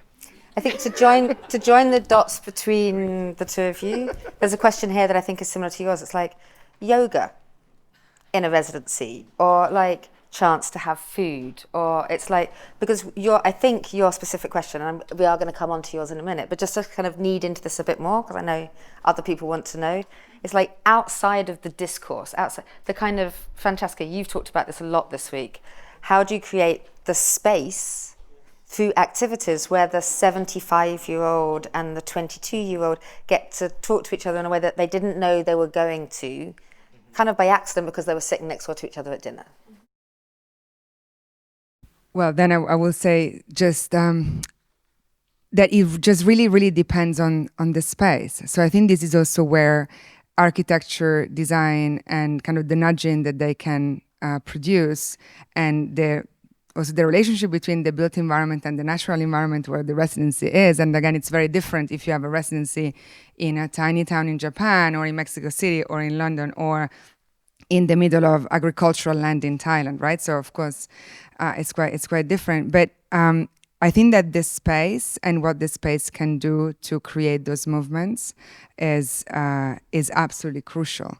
That, and of course the scale and how many people are around, and like how heavy-handed or light-handed the residency is. So once again, maybe I say something obvious, but it's really about the diversity of residencies and how the institution wants to operate, and what those goals are, and or what those questions are. So there are residencies that have like fixed meal times, like school, and you have to let them know a day in advance if you don't want to have meal together, because otherwise you're going to kind of disrupt the kitchen and all of that, for instance. Then there's other places where usually residents like cook for themselves in their little hut and then see each other maybe once a week, because that's kind of how it's set up. So you have very, very many different types. And again, with the activities, like for instance, talking about yoga or talking about going for walks, most residencies that I know, or maybe my favorite ones, leave that to the artists to self-organize. There is no real imposition. There is maybe like a gentle nudge, but there's no real imposition to the idea of like doing activities together because we need to become friends and this will make us better artists. Campfires. Exactly.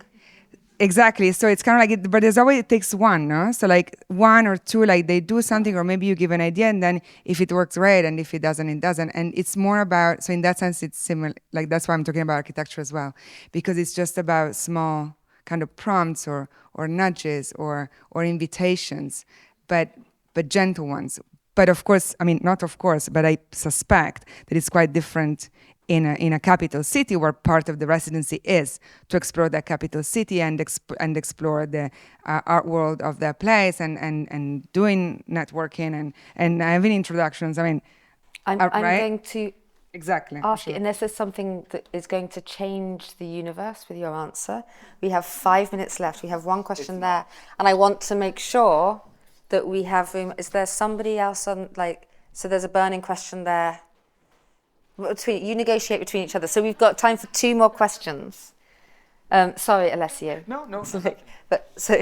Hi, I'm Sophie, and I work in the interface between art and science, and I'm really interested in interdisciplinarity and the possibility of setting up residencies with very different disciplines.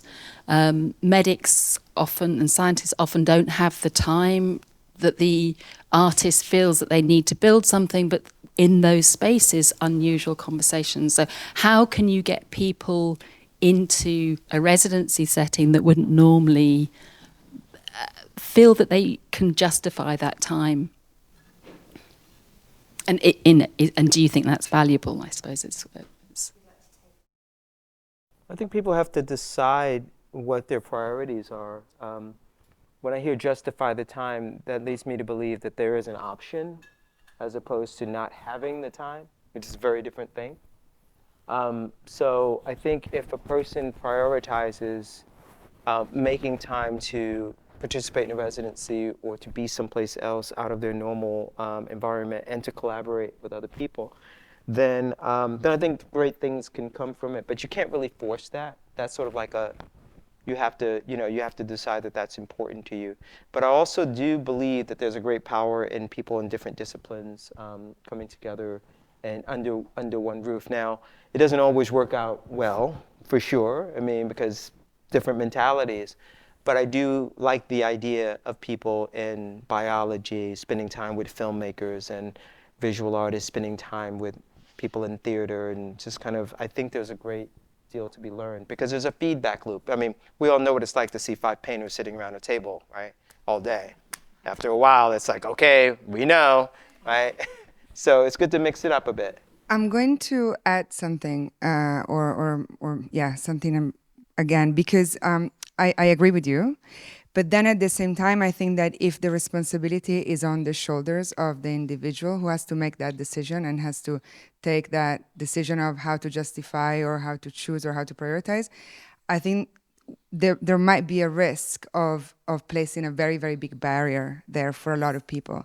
So in my experience, what works really well to try and avoid these barriers, meaning only medics or only biologists that have the power and the status in the hierarchy to take that decision can come to the residency and the others can't, is to work straight from the outset with institutions.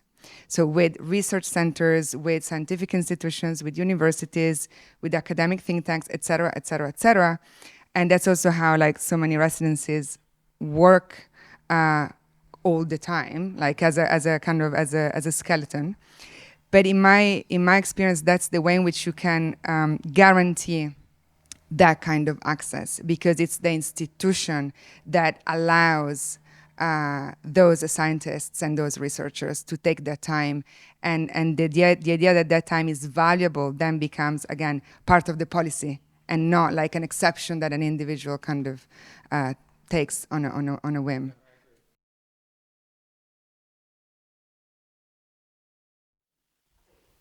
Hi, my name's Philly. I was going to ask, because we touched on a bit about female artists earning up to 47% less than men. And I'm hearing all these wonderful examples of like a year-long residency, a month residency, and then Dexter, you talking about your 7-year-old. And I wondered how you can support artists with young families so they get the chance to. Well, it's on my to-do list for sure. I have a 6, 7, 8, and 20-year-old, so I understand like fully what it means to be away. And the one thing I want to add on to that, we haven't talked about this, but it's something I think about all the time. And it's oftentimes when people hear that my residency is 1 month, which is a decent amount of time, I will often hear, "Oh, you ever consider making it longer?" And my response is, you should to some people I'll say, well, consider this. How many parents can be away for 90 days? I go, oh, yeah, exactly. So that would be basically disqualifying most parents, not all, but most parents with small children who have a robust practice, but 90 days of childcare, paying for, someone else paying, it's just, so I'm conscious of that too. And the flip side is how many people can leave there, because if the ones that like earning money, if the woman takes the child, then you need childcare built into the residency. It's very complicated. Like the entire family unit can't necessarily move. Right. But I plan to do my part, but yeah, you can all do the rest. Right? Alessio, you've got a big picture view of many different residencies around the world. Are there models that you think are interesting that you've seen? There around this issue? I think there's absolutely not enough models around this, and I think that it's a real issue and it's ongoing. And there are ways that I know we've hosted parents and we found a situation and a way for that to happen where they were looking after the child, but it's extremely costly and it's extremely complicated. I really don't have the solution, but I know, like you say, it's a problem and we keep talking about it. And it's very difficult to solve. It's very difficult to solve in London for all the costs that we know. I know there are partners within the network who live in places where the pressures are slightly different, so it's much easier to invite families. But there's very rare opportunities. I'm just going to add one thing, which is, of course, I completely agree. And yes, if the residency is in a rural area, so it'll be easier. So okay. But there's also the flip side, that in quite a few places, people don't want children. And I'm not talking about the staff or the institution or the fact that it's not possible for funding reasons and etc. It's just that the other artists or the other writers or the other composers really would rather do without kids running around, and that becomes really tricky. Like it's then becomes even harder to take that decision beyond the problematics of finding the right local nursery. So it's a funny one. So we've actually got time for one more question, and there was like a few people around here. So can you negotiate between yourselves to have one more? There you go. Oh no. Thanks. Robert, just wanted to ask to bring it back to something that was briefly mentioned, I think maybe a few times in the beginning. International curation residencies. I mean, it was mentioned that, in Europe, Western world, America, increasingly we're seeing more neo-nationalist, that kind of supremacy. It's looking inward and being critical of the international and looking more nationally inward. Is this becoming more of a challenge for international residencies, or is the solution even encouraging more, ways to raise questions about the neoliberal model, individualistic, competitive artist, and encouraging more collective models, and so on and so forth. I'm just wondering, are we at a turning point with all of this in the face of the rise of nationalism? This is a great last question, but Alessio has to start at least the answer. I think it's certainly something that I believe, just for everything I stand for and what the organizations that I work with stand for, it's something that we want to fight. I think the rise of nationalism and all of that is reflected, for example, in funding. You can only spend this money for an artist that comes within 10 miles, or visa cost from artists from X country has tripled in price and you can't get that funding, or artists are being blocked when they arrive because they're the wrong color or the wrong passport. These are increasing, and back in the 90s we didn't even do artist visa. They'll come in as tourists, who cares? Now they get deported, and it's happened to us. We had an artist deported because he was on a wrong visa. So I think all of these barriers are real, and I think it's something that we're constantly trying to fight. But I think if you believe in the way that we do, that actually art can, outside of the white cube, provide conversations, encourage a different way of thinking, then it's something that you want to push back. And it means that, we might, when we started, all the money was public money. We were getting from, I didn't know who a patron was. I'd never been to a place like this. Now I'm here. We have lots of patrons. We have lots of collectors that support. And actually, it's these individuals who are much more open-minded and forward-looking than governments that are thinking in terms of citizenship. So there's a shift in these politics and how they affect funding. And as a non-profit, you kind of have to work with those shifts and still keep your integrity, but understanding that you need to navigate it. It's a constantly shifting world, and you've got to see it as interesting, even though at times it does make you feel, what the hell.